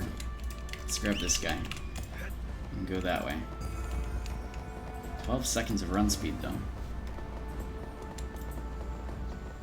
Alright. Book. Story time, everybody. Nope, don't collect it. Read it. Alright. The Library Expedition. How long is this thing? Oh, it's not that long, actually. Alright. Oh, wow. It's actually a story. Which I can't move. Why can't I move this on my screen? What? Hello? What? Just want to move it. What? What the... What? What is going on? I just want to move it. Oh, there we go. It's only 1 pixel. Alright, you have 1 pixel at the top to move this. If you don't... if you don't hit the pixel, you can't move it on your screen. Alright. What do I play for this one? Where's the Haram song? Let's do this. Then we're not going to loop. No, here. Alright. Story time, everybody. I know nobody's going to want this, but I want it because I want to read it, alright? So we're just going to do this now. And then we'll probably just go on live because I don't think there's anything else really for here to do. Alright, so the library expedition. An unsettling breeze blew out of the dark hole that presumably was the legendary navel of the world. Gently kicked over the edge, a pebble fell into what looked like an endless void. No sound was heard. If said small rock ever found the floor. That's weird sentences here. It must be as deep as the sky is wide that drives fear into my bones. Oh my god, who wrote this? Sorry, I'm interrupting. I know. Fear, a word no one ever heard Tai Ying say before. Tai Ying, the brave warrior of the grasslands that fought the world on his own before becoming one of the most legendary members of the Shadowhawks. Cosmo, would you call this guy a commoner? Because he was just described as Tai Ying, the brave warrior of the grasslands that fought the world on his own before becoming one of the most legendary members of the Shadowhawks. This is just a commoner, by the way, just common folk, right? Brother, if this worries you, it might even scare me a bit, admitted Jean, as he put his hand on Tai Ying's shoulder in an attempt to calm his emotions. If strong warriors like you are getting scared, how is a humble bard like me, myself, supposed to remain calm? Added Lucius, as he walked closer towards the void. As Lucius started getting dangerously close to the edge, Ayanna decided to take precautionary measures and pulled him back a few feet by the collar of his cape. Amused by all this, Aranzebia commented, "Seems to me the bard is the most courageous one of us all." Less entertained by the situation, Ayanna responded, "Not courageous, just reckless at times. I thought you learned your lesson on the matter back in Delphinad, Lucius." Their attention solely focused on the challenge ahead. Tai Ying and Jean completely ignored the little fight between Ayanna and Lucius. Oh, that was a comment there, okay. No words were spoken, just a quick glance exchanged, before Jean grabbed another pebble and threw it as hard as he could into the thick fog that covered the top of the void. Quickly picking up what the warriors were trying to achieve, the group went silent and listened for a sound. Nothing, confirmed Tai Ying, flipping his sensitive feline ears. Not only is it as deep as the sky is wide, it is much wider than we expected. While Tai Ying and Jean repeated their measuring attempt, Aranzebia noticed that Aranzeb had started wandering along the edge, distancing himself from the group. "Wait, what? Where are you going?" yelled Aranzebia, just before Aranzeb's tall figure was swallowed by the thick fog. Aranzeb often strolled away from the group to find a moment of quiet to think, and after just a few minutes he returned to his traveling companions. It's funny, because, like, this story is, It's a quick, right? This is only a few pages, but, like, it lacks a lot of detail, obviously, because you're supposed to assume that you know it all. But, there's a weird tone to it. I'm wondering who actually wrote this. Throwing rocks won't get you an accurate measure of the width, I'm afraid, but there is a way. Reading her mentor's mind, Kiprosa finally dared to speak. Aranzeb, you're trying to calculate the radius of the navel based off of the curve of the opening, aren't you? Look at that math. The group shifted their attention to Kiprosa, seeking a more detailed explanation. The idea is simple, really. You measure the curve between two manageable points and calculate the total size based off said measurement. I've seen wizards do it back in Delphinad. Aranzeb smiled at Kiprosa approvingly. Nothing escapes your vigilant eye. Of course, there's no guarantee that the navel is in fact a circle, but according to the records at the Delphinad Library addressing the matter, it is assumed to be so. Unimpressed by the warm exchange between the mentor and his student, Aranzebia rolled her eyes. Well, if you folks just want to sit here and measure a hole, be my guest. I'll be going now, looking for a way down. Join me if you want, barked Olo at the two wizards, exchanging about geometrical mathematics. He continued the joke. If we're lucky, we'll find a nice lift to lower us down into that damn hole. He started to walk. Oh man, oh, we'll actually get to know about the dragon and what happened to Naima. Oh, we can finally know about Naima Num-Nums and what happened to Naima. Here we go, I hope. The library expedition got back from their resting spots and began to walk across the edge of the navel. An endless wilderness to the right, and a seemingly infinite hole inviting them to slip to their left. It certainly wasn't a pleasant situation to be in, but the stories they heard about this place fueled their curiosity enough to overcome their fears. The navel of the world, the birthplace of magic, it was nothing but a myth until today. What secrets would await the 12 adventurers if they found a way down? After only a few hours of walking, the group finally found what they were looking for. Unfortunately, it wasn't a lift like Olo had hoped, but a rather slippery-looking staircase chiseled into the side of the wall. Lovely, gasped Iana at the sight of the stairs. No need to worry yet, Iana. Looks like those stairs don't go too far, commented Melisara, as her gaze followed the stairs to a landing. I suppose that's when I tell you that we're definitely going down this way, Tying responded to Melisara, following her gaze. The stairs continue to the other side of that landing, but even I can't see how far down they go. Furons were known to have better eyesight than humans, and Tying was no exception. I don't know why they just left that in. It seems... Alright, well... They're like giving some details to like races and stuff, but not as much as they should to each person, but okay, fine. Starting to feel a little bit uneasy, Olo began fiddling with his beard. So are we going down then? Don't worry, you can hold to my cloak, Olo. I'll guide you down, giggled Aranzebia. Her elven eyes had no trouble piercing through the darkness. How much more do we have? 1, 2... Oh, 2 more. Okay, this is quick. No one knows how far down these stairs go and what awaits us down there. It could take us hours to make it to the bottom, if there is one at all. Or we could be killed by creatures lurking in the shadows, mumbled Caprosa as she grabbed her sister's hand. I'll protect you, answered Echidna, to calm her sister, and started to gently pull her towards the stairs. Yes, we must go, added Enoch in an unusually excited voice. Lucius nodded in agreement. Oh, in agreement with the winged man. We made it all the way here. We'd be fools to turn around now. Just think of the glorious tales we will all be able to tell once we return home. It's truly a shame the world won't know about our achievements any sooner, though. Investigating his surroundings, Lucius continued. We should also leave some sort of mark that claims our discovery. Swiftly removing a dagger from his belt, Jean started chiseling at the wall. Then let's carve our names into the rock. Alright, so that explains the chisel. Okay, I got it now. Alright, it's fine. Though it seemed a rather childish idea, and vandalizing a sacred place made at least a few members of their group hesitate, they all felt oddly moved by the thought of their names eternalized. Look at that. Frickin' years and years ago, and people are still, doing graffiti on the side of walls just because. Just because, Oh my gosh. See, these guys are just kids, let's be honest. Aranzebi moved next to Jean and mumbled a quick incantation, after which the tip of his dagger began to glow faintly. This should help, said Aranzeb. And mere seconds after the spell ended, Jean was done, carving his name and handed the blade to Caprosa. As she was about to put pressure on the dagger to start writing her name, Aranzeb gently put his hand on hers and started guiding it. No need to use this much force. The dagger moved as easily as a branch writing into sand. Once Caprosa was done, she handed the blade to Echidna. Your turn, Tying. Wait, what? I think we missed a page. Once Caprosa was done, she handed the blade to Echidna. Your turn, Tying, said an unusually excited Echidna, as she waved for him to move next to her. Recognizing the script, the party decided immortalizing their names in. Tying hesitated for the moment. Oh. Echidna quickly grabbed the dagger back from Tying and wrote his name. My handwriting is much nicer than yours, she explained. If you wrote it, no one would even be able to read it.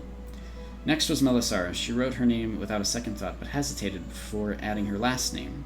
To this point, no one knew she was a Livola. Impatiently waiting this far, and not even commenting on the name he had just learned, Lucius moved up and grabbed the dagger from Melisara's hand. Stop staring at the wall, it's my turn now. After Lucius, Iana carved her name, passed it back to Aranzeb, who wrote both his and his niece's name. He then handed the dagger to Olo. Olo, prepared to get the ordeal with the stairs over with as soon as possible, rushed writing his name and pushed the dagger into Enoch's chest. Enoch took a quick glance at Naima before starting to carve, and reassured her with a warm smile. He then wrote both his and Naima's name. Rush's name and pushed the dagger on Enoch's chest. Okay. It should have said, like, against Enoch's chest, but okay, that's fine. Because it seems much worse. Thousands of years ago, 12 brave adventurers went on an epic journey to return to the birthplace of the world. Nothing but common folk at the time. Historians... Why do we say this? Historians gave no thought of their fantastic idea. But their names engraved on the sacred wall of the name of the world would remain as a symbol to honor their courage and commemorate their memory. Alright, cool. That's fine. Alright, that was less interesting than I thought it was. Honestly, I probably could have just told you that story in like 8 words, right? Or even in significantly better detail than what this book said. But I do have to wonder who wrote that, because there's weird washes of detail here and there, and yet a lot of missing detail in other places, so it's a little bit strange to me. But alright, I mean, it's good for people to kind of get the lore a little bit. For those that don't know, Archeage is actually based off of an actual novel written by a Korean author, and, you know, it wasn't ever meant to be a video game until it was picked up by Axel Games, right, and then turned into a video game. So it's kind of cool because there is a lot of lore in the game based off of tons of different characters, and they have huge backgrounds, and, you know, all the things that happen in game is, of course, based off of those stories. In fact, the Hereafter Rebellion and the quests in there is like a really good example of a place where the story actually does continue, and it teaches you more things, and you kind of see how the story is progressing. And of course, the main storyline itself is a really big progress for story, especially from what happens in the garden. So it's pretty cool. Of course, I'm interested in the story personally because it's just, you know, really exciting, interesting, and there's a lot to it that you kind of learn over time. I don't think the game does a really good job of telling you the story, right? It gives books, and the books are really the main place. But, you know, plus then each faction or each race has their own story for the main storyline quests, so you don't actually get everybody's story unless you played through every faction's or every race's story quests, right? So it's kind of, you get a lot of missing pieces. But I don't know, I guess it's at least good that they are kind of reintroducing some of the stuff and bringing back a little bit of lore. And it will put another book on my bookcase, which I do need to fill with stuff, because I did finish my lore house yesterday, finally, and so I can show that off on live. But before we do that, is there any other questions that we have for PTS things? Anything else you guys want to see? I'm going to try to queue to the Ypnia Sanctuary again one more time before we head out of here. And then we'll probably just spend like a little bit of time on the live server just hanging out, answering some more questions. Mogmonster, you played through all 6 races for that reason? See, that's nice. Good. I mean, honestly, it's like there's so many pieces missing from each individual storyline. You're kind of meant to play through all 6 races, but you can't, right? The most you could do is go on YouTube and watch all the cutscenes, but that's not really enough. There's a lot of small things in the actual storyline itself for what happens that you kind of miss by only playing one race, right? Okay, so let me queue up to, like, this person's. Oh, they're offline. Okay, I don't think anybody's in here, unfortunately. I don't know. I don't know. I don't think this is gonna work. Earlier we failed with the Ypnia Sanctuary. It's taking forever to try to get in. Something's wrong. Something feels odd. The garden doesn't work. So, like, you can go into the garden, but you can't go into any of the zones. It says that, like, the server just doesn't let you. There's not enough resources. So there's something weird is going on with the PTS currently. So maybe we'll see what that is. Maybe they'll fix it at some point. Yeah, it's a little bit wonky today. But that's okay. It's fine. I mean, honestly, I'm surprised they put out a PTS at all. It is kind of like... How did you renew the dragon in PTS? Actually, Invictus gave me an Eternal Flame Scroll. But I believe Invictus got it from a CM, just by asking for it, so he was able to get it that way. What was I going to say? I was like mid-sentence, but I'd rather answer your questions than talk, clearly. If you guys have any other questions about PTS things, please feel free to ask. We can check them out. I can go over things we went over. That's perfectly fine. I don't really care about that. We did test the attack speed damage modifier, and it is fixed. The damage attack speed for melee skills on weapons is fixed. Okay? we actually got it earlier than when Korea got that fixed, so that's a pretty good exception. Most likely fixed on both Russia and Japan then, so very happy about that. It does mean that I'll do less damage with my dagger in the main hand, but that's okay. I mean, I expected that anyways. I like the gameplay because it's really, really fast. It, I don't know, I think overall it's a good thing, so I'm excited about that. Plus my offhand is still an axe, so since I focus so much on swift blade abilities, it should still be okay for damage, but we'll see how the actual gameplay turns out. Yeah, any other questions that we have for PTS? Anything else you guys want to know? We can ask Archeage related questions as well if you guys want to theorycraft builds or talk about whatever. You want to learn more about something, please feel free to ask those questions. If you like the stream, I stream kind of randomly because I try to catch different audiences so that I can, you know, help answer different questions from different folks. So please follow the channel, and then you'll know when I go live then. There's no strict schedule. Otherwise, you can go to like Twitter or add me there, or other links below, and I try to announce everywhere whenever I go live. Even on the official Discord in the streams channel. Otherwise, I think we might hop off of the PTS then and go back on live. Because, I don't know, there's really not much else we can look at here. Everything is kind of... we kind of know it all at this point. We can, if you want, we can compare the, like, Tier 2 library set with the Tier 3 library set, or the Ipnia set. Ipnia Sanctuary set, or Ipnia set. I think calling it the Ipnia set makes more sense, but everybody's just going to call it Tier 3 library, honestly. But like the leather one, for example, gives more attack speed, it gives 1% extra melee, ranged, and magic attack, and healing power, stacking up to 6 times, and every 15 seconds has a chance to ignore the target's full defense, as opposed to the earlier versions of the library gear where it's every 20 seconds, so that's kind of nice. And the attack speed is slightly more, so that's cool, but it's okay. The cloth set is a little bit more magic attack from the looks of it, and still increases all the crit rates by the same amount. And yeah, once again, 15 seconds to chance to ignore a target's full defense. The plate one is kind of interesting, right? The plate one increases physical defense up to 336. Whereas the other version is up to 321, so that's not crazy, actually, I guess, but it's the other stuff that is. So, Tier 2 and 1 library gear has a chance with 5 pieces to reflect 40% of received magic damage for 10 seconds, the cooldown of 45. This is reflecting 45% chance, so it's slightly more. And instead of decreasing all debuff durations by 50%, it's 55%. So again, it's very, very small boosts to the actual, like, you know, effect sets for all of these. Same thing with the healing one. You get a little bit more maximum health, you get a little bit more healing power, but in reality, you know, it's like 0.1 second reduction in cast time compared to, extra cast time compared to the previous version. So I mean, it's like, I don't know, it's endgame gear that's equal to Aranor / Hiram Guardian 5, right? Hiram Tier 5. So I mean, it's good. It's just endgame, essentially. Endgame equipment that you can get. But it's, you know, library stats instead, so kind of nice. I don't know, it's like, it's okay. I'm just excited for the new dungeon because it's a new challenge, right? And it'll actually make it harder to, I don't know, it'll be something to actually try to beat in a group of people who have to communicate probably a lot. So I'm kind of excited for that specifically. Whether or not I actually get anything out of it, I don't know, I don't really care.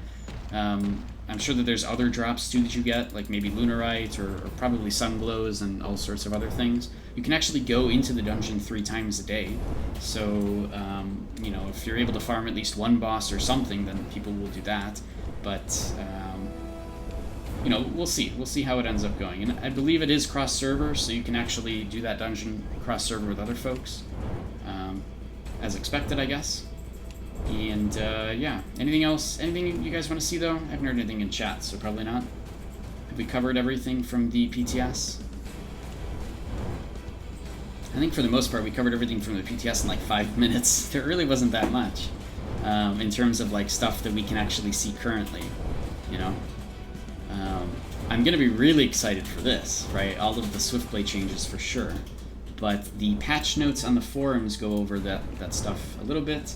It goes over the new stuff in the garden. I've been usually using the Japan patch notes just to kind of see everything, because they had it a little earlier than us, so we've already had access to theirs, just to take a look and see what they got.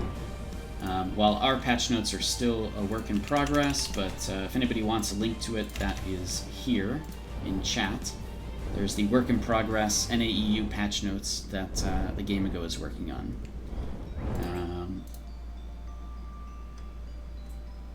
Yeah, so, and that kind of actually goes over all the different things, for the most part.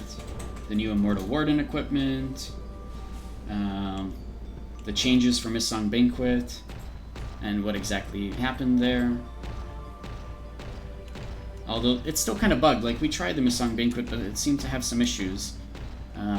But you do get the reward when you leave, and I don't know, maybe you only get honor at like level 10 or up, because we didn't get any honor for completing it or finishing at level 7. But it's kind of nice, because since they lowered it down to 3 people, it's going to be much tougher to actually, you know, micromanage everything. So I'm kind of excited about that. Let's see. Yeah, we can't really test the hero stuff either, and the garden is down, so we couldn't even look at the new bosses if they were up. The Ipnia Sanctuary itself is a brand new cross-server instance. Yep, so that's confirmed, cross-server. There are 6 new main storyline quests available, continuing the main story. You actually have to finish the stuff in the garden in order to do the Ipnia Sanctuary stuff. And keep in mind, for Archeage Unchained, to get to the new dungeon, you do need to buy the DLC. So the DLC will also grant access, the same one will grant access to this new dungeon as well. Otherwise, I think we've just, covered everything for the most part. They'll add a whole bunch more to the PTS patch notes, but still, right? Yeah, I guess that kind of goes over everything. Alright, cool. Alright, I guess we'll just head back to live, because I don't really have anything to do here. I mean, there was other stuff I wanted to do, but we can't really do that stuff, right? So we are kind of stuck. Like, I could play with the new Swiftblade abilities, but I don't know. It's not that crazy to me. Oh, you know what's weird? Reverberate doesn't have the combo where if it kills something, it gets reset. Or maybe it does, but it doesn't tell us that? Huh. Interesting. Man, Relentless Assault will actually extend a shackle duration for 3 seconds. That's crazy. That is crazy. And you can actually cause shackle with Impale. Man, I'll have so many options now for gameplay. Instead of doing Hellspear into Crows, into Entangle, I can actually just do Hellspear into Twin Shadow Slash, into Relentless Assault, and just shackle somebody for like 6 seconds. There's some crazy things to do with gameplay here.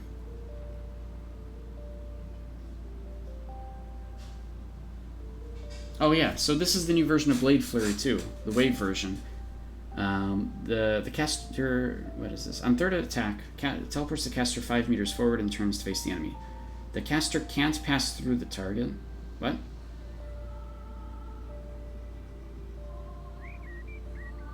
Wait, what? Okay, let me take a look at that very quickly. I need to go back to Karanord. So this wave version is supposed to make it so that if the target is affected by instinct, you can't pass through the target. But I think, I don't know. Oh, whoa! Hitting the targets under the effect of instinct reduces the cooldown of Crescent Slice by 30%. Oh my god, that's so easy to get distress off then. That's crazy.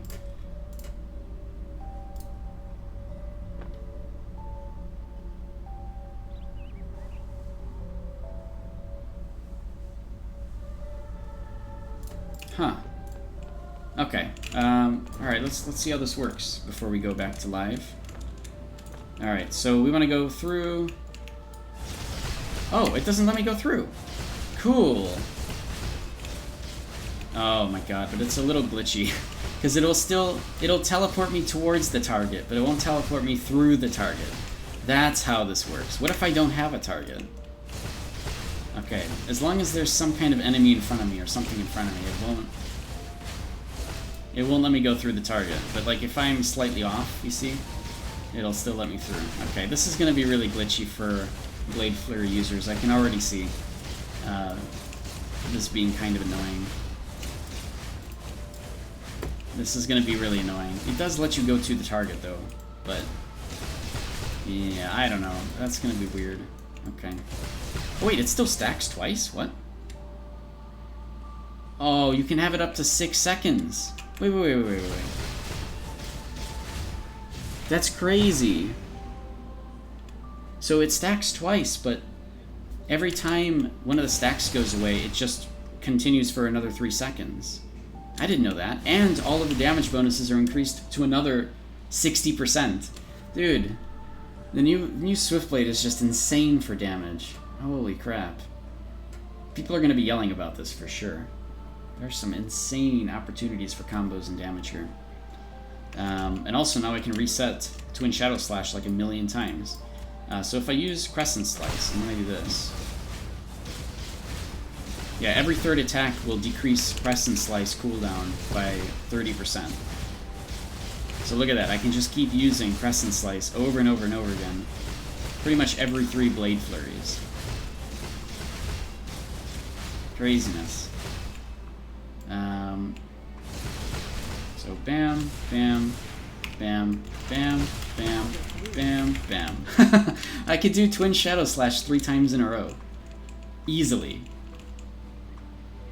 Like, literally, Twin Shadow Slash, Reverberate, and then blink onto the target, and if they have Instinct stacks on them, then it'll reset the cooldowns of all of that. Oh my god.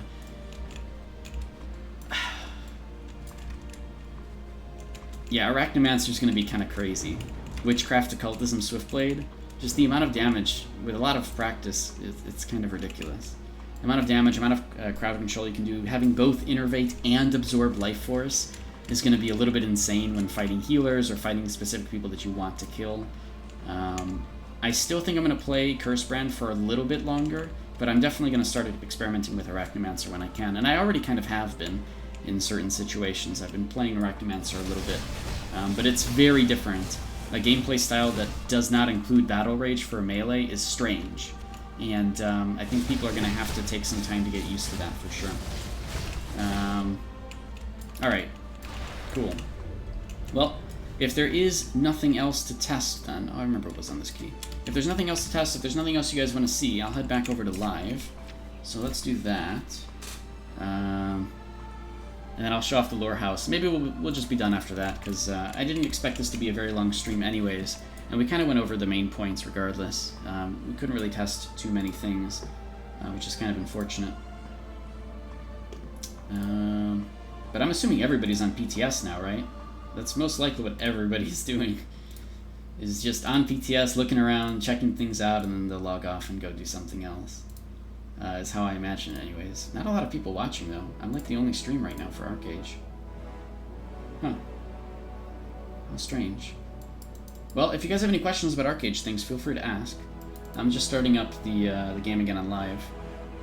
If you're looking for build... Oh, there we go, the regular lag when starting the game. If you guys have any questions about builds or theory crafting, you want to learn more about Archeage, you want to know more about specific proficiencies or mechanics or whatever, please feel free to ask all of those questions. I have lots of information on my YouTube channel as well. There's a lot of highlights for different questions that I've answered. There's highlights and guides as well that I have there for a lot of really, really high-level mechanics. Things that a lot of... Would it be low-level mechanics? Low-level mechanics? I'm not sure. I think low-level mechanics for the baseline of how the game works itself from a very low level. Things that I've posted on Reddit, essentially links to those. So if you want to go check my Reddit profile directly, you can. That's my username, and you can see all of the pinned stuff at the top. That's some of the more recent things that I've put out about things like height damage bonus, how damage fall-off works for AoE, how damage prioritization works and target prioritization works, and so on. There's a lot of things there, including how the loot drop rate actually works with, you know, actual testing behind it. Otherwise, if you guys have any questions for those kind of things, please feel free to ask here. This is a really good stream to do that with. I usually stream just to answer questions and help. Yeah, that's right, Cody's in the background. usually stream just to help answer questions and help people learn stuff, so this is generally what I do anyways on any of my streams. And we're just doing it on a Monday, which normally I don't stream, but I'm streaming today because of the PTS, right? Let me also change the title to Back on Live. PTS info and stuff will be on my YouTube page later. Alright. At least that way people can go back and see all the things that we did on the PTS. Moharoi, thanks for sending more love to Cody. I know he's sending you guys love from over there in the other room. Being a bird and all, that's what he does. Let's go over to the lore house, which I still need to fill with a bunch of stuff. Like, I've pretty much filled with all the lore things I could find. I don't know what else there is at the moment. And I'm trying to keep it specifically to lore stuff, so like right next to it is all of my goofy things in my mushroom house. And then the lore house itself is just all lore related things, right? Which is great. I'm happy about this. I like lore things. Yeah, I know, lore. It's crazy. So here's my goofy house, right? Everything's goofy and fine. The lore house itself, with a sign up there that I can't even put anywhere normally, so I had to put it up there, has all of this stuff. Look at this. We got a book corner to the left with a bunch of statues. Here's all my books that I have, missing 2. There's 2 books that I'm missing that unfortunately I destroyed very, very early on in AAU because I didn't think I'd be doing this. So I kind of want to ask support for them back. I don't know. I want those 2 books. It's a glider book and I think a rowboat book or something, but unfortunately I don't have those. But otherwise I have all the different statues except for the red dragon one. Which I guess you can only get from the black dragon now, huh? So actually the black dragon statue is what it is. And then also I need a tentacle here too. Otherwise, I have a whole bunch of pictures. Never mind Warborn and Dwarves. They're not real. They don't exist, right? It's just these guys. This is actually in the same order as it was first advertised in Archeage. The first advertisements showed them in this order. So I kept that. Otherwise, I moved my collection of, the bobbleheads here, and that's pretty much it because this corner is mostly empty. So as I can keep collecting more things, I'll keep adding them to this lore stuff. Otherwise, I have a whole bunch of things here. I'm starting to collect all these Rudol's book and the Electo books and Marion's diary, because I want to start to sort of maybe bind those together. This is all public, so anybody can come over here and read them. But I think you can read anybody's books even if it's not public, right? I don't know if that's true. Can you access books and stuff on a private property? I have no idea. But it is here, it's public, so anybody could come over here. No, you can't? Oh, okay, yeah, so it's public, so anybody can come over here and read stuff, it's all good. Maybe I'll put a chair. But, Great Big Black Sea archery changes on this patch. Not the good ones, unfortunately. We checked for that in PTS, and the archery changes were not there. Not the ones we want. They may have done something in archery, but I don't believe... Like, it's not related to the Deadeye stuff, right? So the Deadeye stuff was not on PTS. And we did just switch back to live, because we've been on PTS for like 2 hours. And for anybody that missed that, this entire stream will be on my YouTube page later. You can go back and see everything that we talked about, and see the entire stream in full, unedited, up there later. Okay. I actually do wonder if there were any changes to, like, other skill sets. I'm kind of looking through the Japanese, the Japanese patch notes just to see what happened in theirs, because we pretty much have the same one minus the fairies. Yeah, so... Oh, you know what? We might have to go back to PTS, just for a second. Yeah, we're gonna go back. Just for a second, though. And then I'm probably just gonna stop, I think. Because there's not much else that I want to do at the moment anyways. And reset's about to hit. But I still want to, like, go eat dinner. I'm on Win server on live, and I'm switching over to the PTS in a second, Great White Black Sea. Because I want to check one more thing. With all of the skill sets, there were little minor changes, and a huge, huge thing. Shaken is different. Shaken is supposed to be different in this patch. Shaken does not slow anymore, and instead lasts longer. But also Battle Rage changes, where instead of causing Shaken, you actually cause movement speed slow directly. So there's a lot of different changes there. So Battle Rage kind of gets a nerf because it's doing movement speed slow instead of Shaken, which makes it harder to... I don't know if it necessarily nerfs Dark Runners. Hold on. Alright, there we go. Game lag from starting up, sorry. I don't know if it necessarily nerfs people using Battle Rage, because you can still do the same combos. It's just now, instead of causing Shaken that turns into a trip, it's causing movement speed slow that turns into a trip. Yes, Shaken would be nicer, but I think too many people were taking advantage of Swiftblade, because Swiftblade makes it very easy to turn that Shaken into a Distress, and Distress is like an insanely powerful debuff that you can give to somebody for 7 seconds. It's really, really good, especially if you use like if you use Terrifying Roar into Distress. It's even crazier. It lasts such a long time. I think they're mainly nerfing that, so people who are using both Battle Rage and Swiftblade together. But then again, Swiftblade gets all these crazy buffs, so you know, a lot of melees are just encouraged to do that.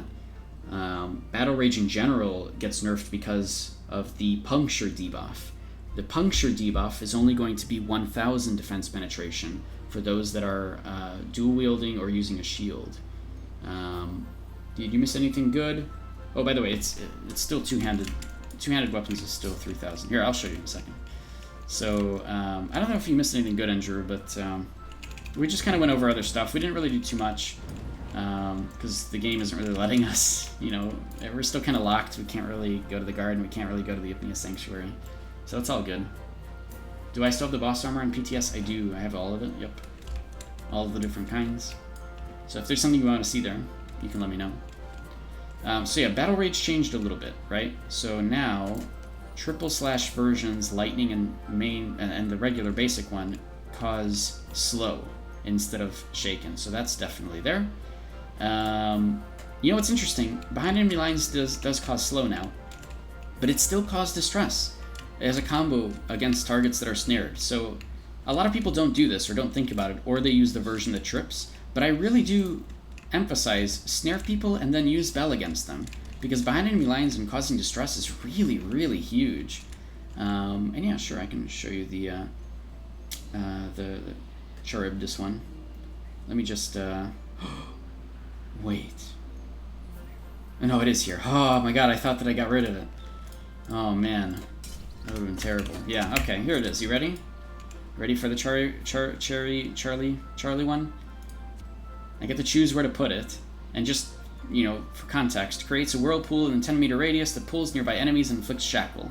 And it does actually work. The shackle literally has no timer on it. It's just for as long as it's up or as long as they're in there. And it looks like this.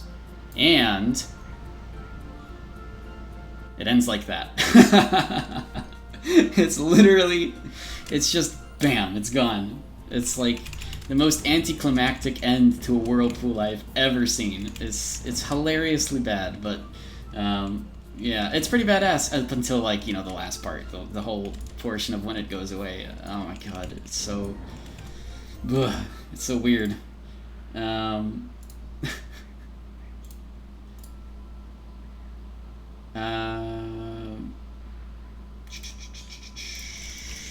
Nope, no. So innocent.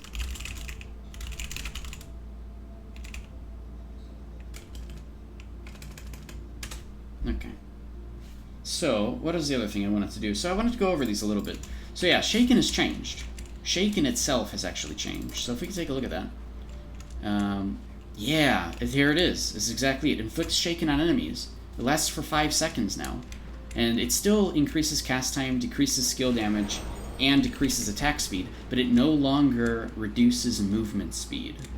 Distress has not been touched. But the big thing here is that Shaken has actually, oh crap. Oh shit. I know where this is. I know what this nerf is.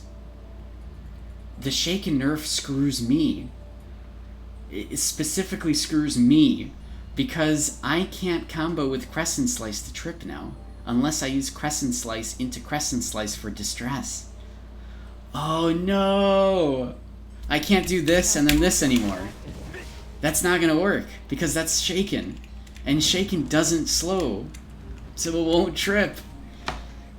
I don't have that combo. It's not AoE. I have to do it differently. I have to... That's right, Cody. I know. I have to do this, this, this. I have to use Reverberate to do that. Oh, man. That's an active... Okay, yep, Cody, yep. But yeah, I need to add some animation to the end. Yeah, that's pretty hilarious. Freaking... I'll show you again. I'll do it. Why not? But it's got a 3-minute cooldown, so I'm waiting for that.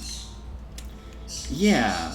So, damn. Okay, so other things they did.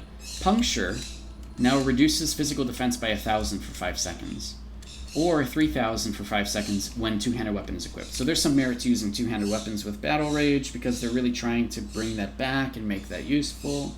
I get it.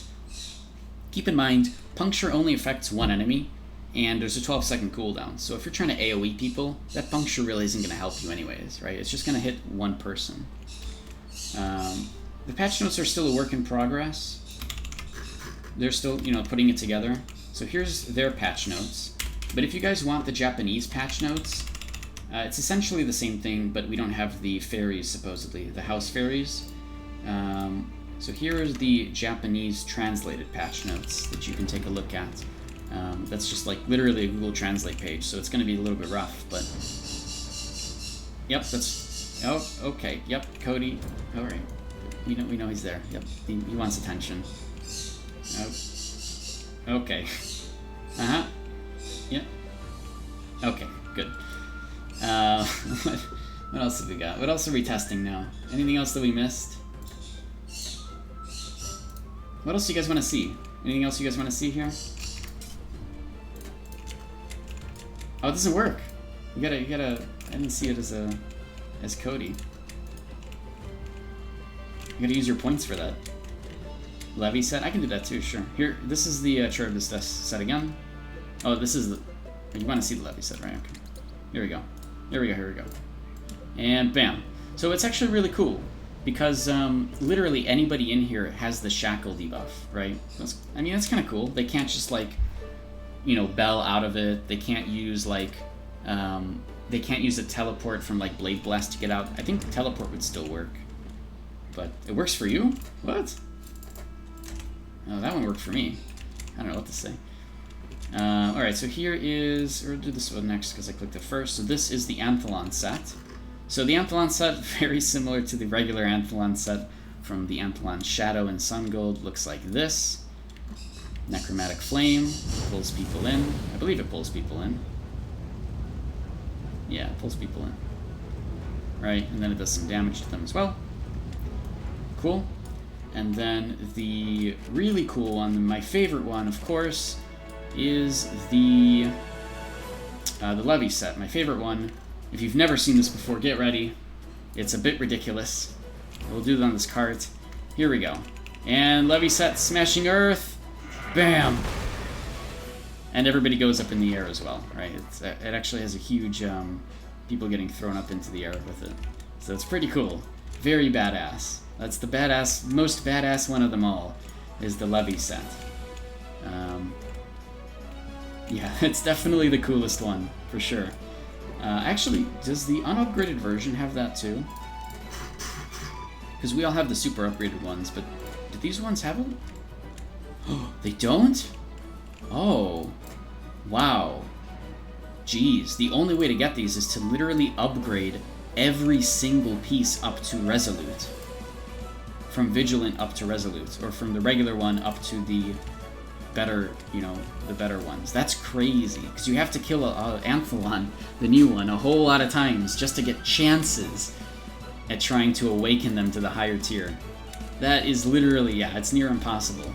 It'll take years for anybody to get any of it. And then even then, like, it's not that powerful, to be honest. It looks badass, but these aren't like super crazy things that are like gonna change the universe. It's not gonna one-shot anybody. This isn't siege damage, right? It's just like 8,000 melee damage, which is gonna get reduced by everybody's regular defenses anyways. So, I mean, it's alright, but yeah, it's just cool to have, right? These are like show-off kind of things, as they should be for the end game, with, you know, minor stat boosts.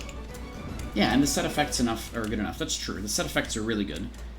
Extra 50% swim speed, as well as underwater breathing extended by an hour. Yeah, I mean, it's 8 to 9k for me with my stats at like 1500 melee attack, but the actual melee attack here does vary based on your melee attack, right? So now it does 2 to 2.2k damage. So it's not crazy, right? It's not like super OP. The whole point of it is that it's just like a show-off thing, and has slightly more stats, right? That is definitely something to consider as well, right? 344 strength is a lot, compared to like 300 strength from a Brilliant Aaron or Jerkin, or do I have any Haram stuff here? Not really, but you kind of get the point. Show the armor instead of the costume? Sure. Yeah, I'll show off the armor sets. I should have done that anyways. So we all know what this looks like. They actually didn't reskin them with their upgraded versions. It's the same skin, upgraded or unupgraded. And again, my favorite one is just the Levy one is really, really nice looking. And especially for me, because I see it in 4K. You guys see it in 1080p. I see it in 4K resolution. I can zoom in and see all the little dots wow, that does not look touched up at all. But alright, fine. Still great. Still good looking. Alright. And now we're going to switch over to the Termusia's set. This is Charybdis or Termusia's set. One guy on Win has the full Cherry set. Yeah, but they're definitely not going to upgrade it anytime soon. I mean, you can have the full set, fine. It's not that hard. Cherry's like, it's okay. In terms of getting it, you know. Does it still give all the same stat boosts? Or set effect bonuses? I think so, right? Yeah. Oh no, stealth detection range increase. Okay.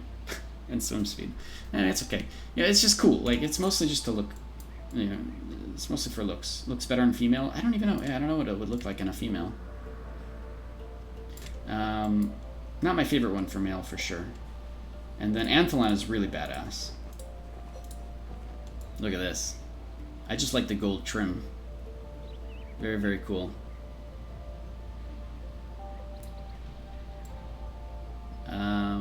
Alright, cool. So I did want to go through these a little bit. Let me go through these, the patch notes a little bit for balance changes, just to take a look at those. And then we'll probably be done after that. So, yeah, it's a lot of stuff changed because of Shaken. That does actually change gameplay quite a bit. For me, too. I have to think about that now. I have to cause slow another way. Like, I could use Crippling Mire, but I have Entangle, right? I have slow through Entangle. So I'll probably have to just do that instead of relying on... Oh. Cool. Thanks. I'm gonna end the stream soon, okay? Cool. Anyways, I'll probably have to rely through slow on one target through Entangle rather than the AoE that I would get through Crescent Slice, unless I use Crescent Slice Reverberate to slow everybody with Whirlwind Slash, right? So I have to make an active choice there. I like that, actually. I like that they nerfed that. Because these active choices with using Reverberate is the whole point of Swiftblade, I think. There's a lot to it.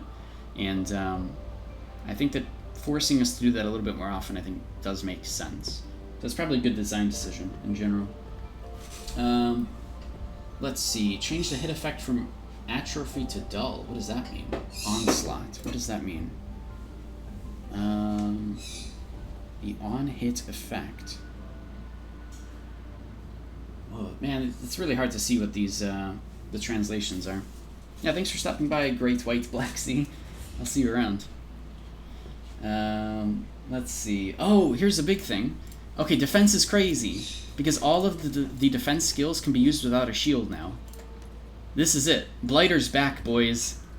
You can now use Bull Rush without a shield. You can now use Shield Slam without a shield? Oh my god. Really? Hold on.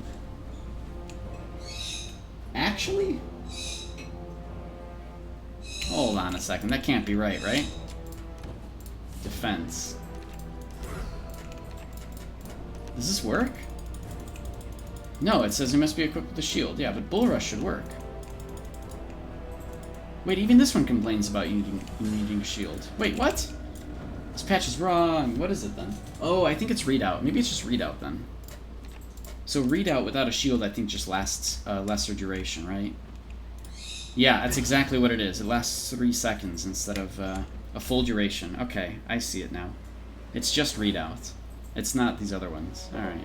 Well, you can use readout then. Actually, that's kind of nice, because that means that, like, actually you can make a blighter build and use readout properly, right? So that you can actually have immunity to stun, trip, impale, snare, slow, shackle. It's still kind of nice to have that. So I can see why they made the changes to readout there. Otherwise, the delay time wearing a shield is 1 minute, changed to 2 minutes of not wearing a shield. The delay time for life burst. I think that's refreshment. Decreases the cooldown by 1 minute while a shield is equipped. Wow, so you can actually use refreshment more often if you have a shield. What if you just shield swap, though? So you shield swap, you use refreshment, you take your shield away, right? Technically, then you gain effect from both, I would assume. But I don't have a shield, so I don't even know the answer to that.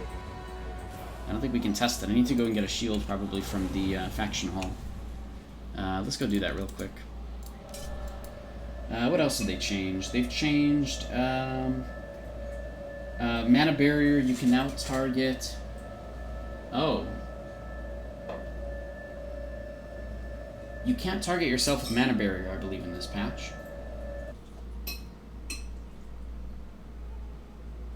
That's weird. Okay, we'll have to take a look at that.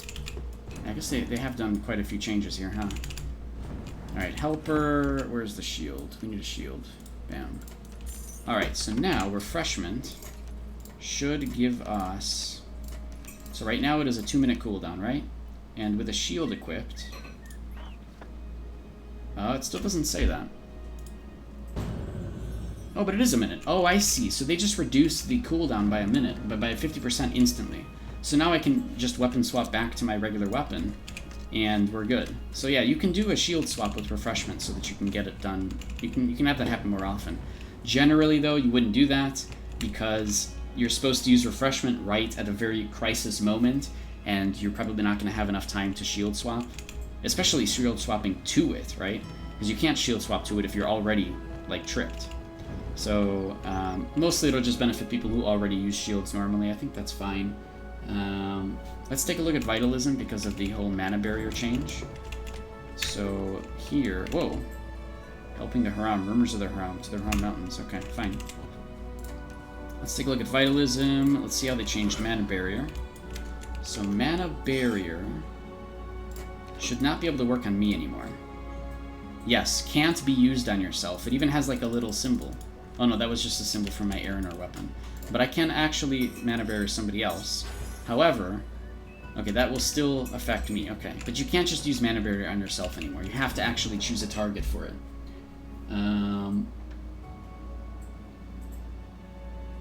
They changed some stuff with... Oh, right. They changed some... Oh, this is it. There's a change now to Crashing Waves, too. Malediction. I don't quite understand this change, though. I don't understand what they did here. So you guys may have to help me here. Serpent Sight, for 10 seconds, will change them into Crashing Waves. Crashing Waves has a 20-meter effect range, and it looks like it still works. What Japan says is that the change changes the automatic detection distance of the target from 10 meters to 12 meters. Added detection correction to the vertical axis. So maybe it's easier to target people with Crashing Waves now? That's not a nerf at all. I thought they're going to nerf the range of this down to like 12 meters, but I guess not. Maybe I'm a little bit mistaken on what they did with Crashing Waves. Okay. That's fine. I guess we'll just have to live with that then. Otherwise, there hasn't been too many other changes. They are now classifying this, Malicious Binding, as a confinement. So this is considered a confinement. You can reduce or increase the duration of this based on confinement things as well. So you can, you know, use a CC break for confinement, or you can increase the duration of malicious binding using the Evanglow gems, which increase confinement. Of course, nobody really uses those gems unless you're like a big deep freeze frigid tracks build. Now you can also add that build with malicious binding, and technically that gem will also affect people being stuck inside of the malicious binding. So there's some merit to it, but generally they just made it so that it makes sense, so there's an actual fixed debuff to it, right? Zergdeath, how much HP does the Eternal buff give and the damage? So I can't really show you that on this. I need to switch to leather to show you that. Oh, and cloth? See, I don't have a full cloth set. I might have leather or cloth. Let me check. I think I just need 2 more cloth pieces, right? So let me get 2 more cloth pieces from here. This should work, theoretically. It should show the correct amounts. No, the problem with 5 pieces is that that's wrong, actually. And you'll see why. If you don't have a full set, you won't get the full maximum benefits of it. So right now, see how it shows 10k and 10k and 8.3% skill damage? I'm only using 1, 2, 3, 4, 5 pieces, yeah, of cloth, when I should be using all 7, and you'll get the full effect that way. So let me just find, what do I need? I need a belt for cloth, that's plate. Sleeves, so this must be it. So sash, and I need the wrists, which is, oh god, where is it? Where is all this stuff? Shirt, hood, guards, right? No. Gloves? No, that's hands. Where is it? Well, sleeves. Aha, I can't read. So if we put on the sleeves now, we can do that and that. Now we have a full cloth complete set, and our maximum health and mana have gone up to 14k and 11.5% skill and heal damage, right? So it's definitely much more with that. Now, again, not the end-all thing, right? It's a little bit more health and mana over Mythic, but, you know, this is really just endgame sort of stuff that tries to encourage people to spend, you know, more to get there, right? So yeah, 14k for both, and 11.5 there. Yeah, no problem. If anybody has any questions about stuff you guys want to see on PTS, please feel free to ask. Non-PTS stuff is fine too, but I'm going to be wrapping up the stream here soon because I want to eat. And again, this entire stream will be up on YouTube after, just like all my streams. So if you've missed something in the PTS, or you want to see something that maybe was answered earlier, you can always go check that later on. It'll be up in like a few hours, and then probably a couple more hours while it processes to get up to the highest quality, right? Usually it just starts at 360p or whatever, 380p. Alright, let me switch back to my regular things. Where is it? Oh god. I'm blind, I can't see it. I can't see it. I don't know where it is. It's lost forever. There it is. Okay, good. So, what was it? Oh yeah, so we were still kind of looking over the patch notes, but I think we got through it all. Oh! They changed Aromancy a little bit with the same thing that they did to Defense with Refreshment. Oops. They made it so that Aromancy is also a little bit less cooldown on this. So now you can pop Shrug It Off more often. Yeah. It's a 1 and 20-second cooldown instead of 2 minutes. So Shrug It Off can be done more often. Which I think was necessary, definitely. It will encourage people to use it a little bit more. It's still a huge cooldown, but I don't know. If a battle actually lasts that long, at least you'll be able to use it twice, right? I think for the most part that's it. Tons of changes to Swiftblade, tons of additions to Swiftblade and combos.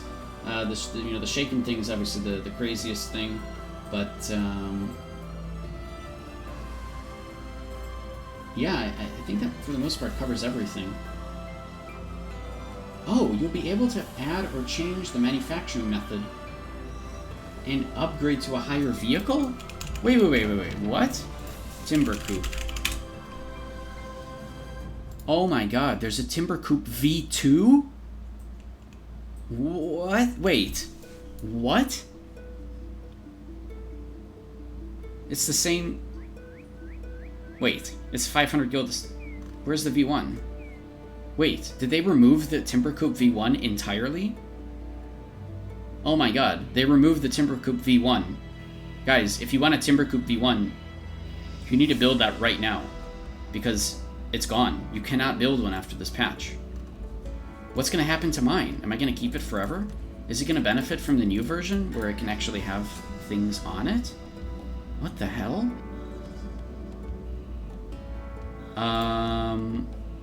What the hell is this? A Comet Speedster plus a whole bunch of Gilda stars, and you can make a Timber Coupe. So you can upgrade vehicles now, Look at this, Timber Coupe V3 is a Timber Coupe V2 with the vehicle frame and an upgrade device, and you get a Timber Coupe V3. And a Timber Coupe V3 is just faster, and then can be upgraded to a Timber Coupe with a driving chassis. This is very strange. This is really, really weird, this whole thing. And then, of course, you can upgrade that even further to a Redwood Roadster, which takes another racing chassis. This is extremely strange. Anybody else notice this? This is kind of crazy. We can't craft the T1 anymore, the V1 anymore. So am I not going to be able to use my V1 once the, like, can I not put a cannon on it once the vehicle stuff happens? Once 7.0 comes in? I'm going to be really sad if that's the case. Damn. I have to craft this one with the 500 Gilda stars. Oh, man. Huh.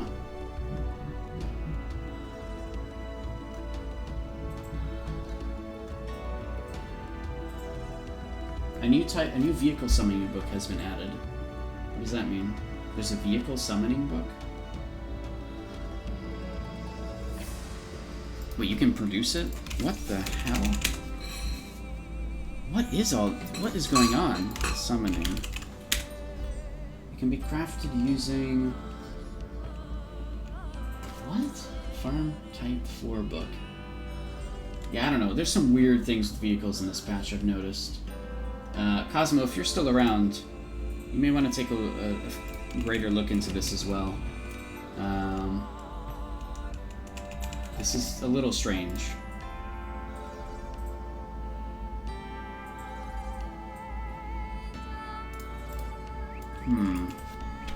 So, yeah, if you haven't heard, they changed vehicle things a little bit. You can now upgrade vehicles from one type to another. So if I type in Timber Coupe, you'll notice the Timber Coupe V1 is not on this list anymore. It's actually gone. You can't craft it anymore. And now it's replaced with the Timber Coupe V2, which requires a design for 500 Gilda stars and a bunch of stuff, and you can upgrade it to a Timber Coupe. So you can't just get a Timber Coupe straight up. You have to upgrade it first by building this, and then upgrading it to this. That's the only way. Oh no, actually not even that. It's not even that. You take the V2, and God, I don't know. I actually don't understand this. I think it is intended. It's just like it's preparing for the 7.0 update, but it's like it's kind of weird because does that mean that the Timber Coupe V1 is useless? Like, is it not going to have the ability to have a cannon on it in 7.0, right? Obviously, I'm not asking for that. Here, look at this. Comet Speedster V1. Apex Drift. Apex Squall V1. Apex Drift. Isn't that the name of something? Anyways, Apex Squall V1, which then upgrades into an Apex Squall, right? And then upgrades into an Apex... Oh, no, it is. It's Apex Drift is the highest one. That wasn't the name of anything. This is so weird. It doesn't use the regular design system anymore. Instead, look at this. The vehicle frame is like a bunch of Thunderstruck trees and like lavender, and then you make the frame, which you combine with the V2 and a wheel from the General Merchant into the Apex Squall V1, and then you upgrade that, and then you upgrade that again. So yeah, they've changed like massively how the vehicles are done. This is kind of a big deal that nobody's talked about, because it kind of... Look, like... It's a lot less Gilda stars, let's just say that. Right? Look, here it is, Timber Coupe V2 design. where instead of spending 1,500 Gilda stars on a car, now you're spending 500 and then upgrading it with crafting materials. Wow. This is very different. They haven't changed anything here. This is pretty different. But then what happens with the V1? Like, is my car... I assume my car is not going to go away, right? So I'll just have a V1 forever, and there's no other way to get it. Aha! Once again, I get to laugh at people's faces. Everybody who said, don't build that, build a skateboard. Aha, I'm going to be the only person, one of the only people in the game with a Timber Coupe V1. Except then, once 7.0 comes out, I don't think I'm going to be able to put a cannon on it. Which is going to suck. But I guess okay, right? That's so weird.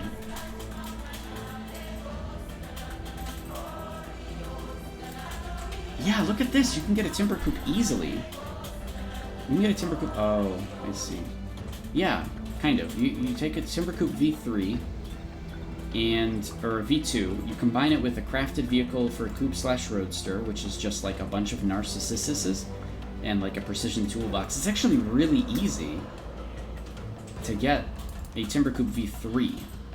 And then to upgrade that to an actual Timber Coupe requires a driving chassis, which is actually not that much. Like, this is okay for materials. And another vehicle upgrade, and then you do it again. Wow. This is massively different.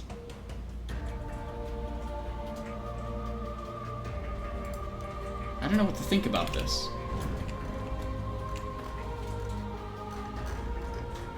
I mean, anybody who made a car before this is going to be kind of pissed, because I think they reduced the materials overall, and they definitely reduced the Gilda cost. But it's just weird because of the V1. I don't understand what happened to the V1. Like, it's just... Anybody who built it has it, and that's it. And then can't do anything with it, I guess? Oh. Okay, well, alrighty then. I don't know. I have no idea how this works.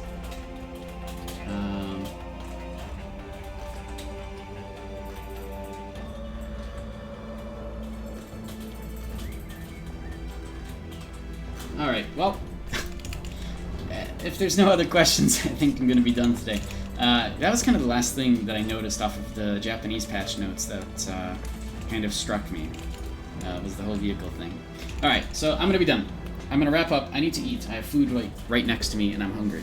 So, I appreciate everybody stopping by on a Monday, a little bit of an off hour of when I usually stream. Again, I stream kind of randomly to catch different audiences. I mostly just help answer questions and chill with you guys and chat, and like I'll do arenas and stuff whenever I can. If you like that kind of content, you can follow me on Twitch so that you do know when I go live, since I don't really have a schedule. Or you can follow me on Twitter, or on, you can come over to the Archeage Research and Development Discord. I announce all sorts of places whenever I go live. Here are the links for those. Aha, I got you first. Oh, damn it, it still went off. Alright, there you go. So there's all the links. This entire stream will be on YouTube afterwards. But I got there first, Invictus, haha. This entire stream will be on YouTube afterwards, just in full, like all the other streams. If there's any like specific highlights, I might pick those out and make them as separate highlights, but the whole stream will still be there. So if you missed something, you can go back to that in just a few hours here. It'll be uploaded to YouTube in low quality, and then it will eventually, process and become the regular 1080p version that you see right now on stream, right? And I guess that just about wraps it all up. Thanks everybody. I'll see you guys next time. I'll try to stream again like midweek, especially if we're doing any kind of testing on PTS. What I'll try to do is I'll try to do that testing literally on the on stream, right? Because I know you guys are like, oh man, you put all this proof on Reddit and then you don't even like show it on stream. I know, it's just because I don't generally like to stream that stuff because it's a little bit more boring. But if we do end up doing something, like if we do end up going over the enhanced system again, I'll just turn on the stream and do it there, because at least then we've got a log of it all. Alright, cool. We're done here. Thanks everybody. We'll see you guys later. Bye guys.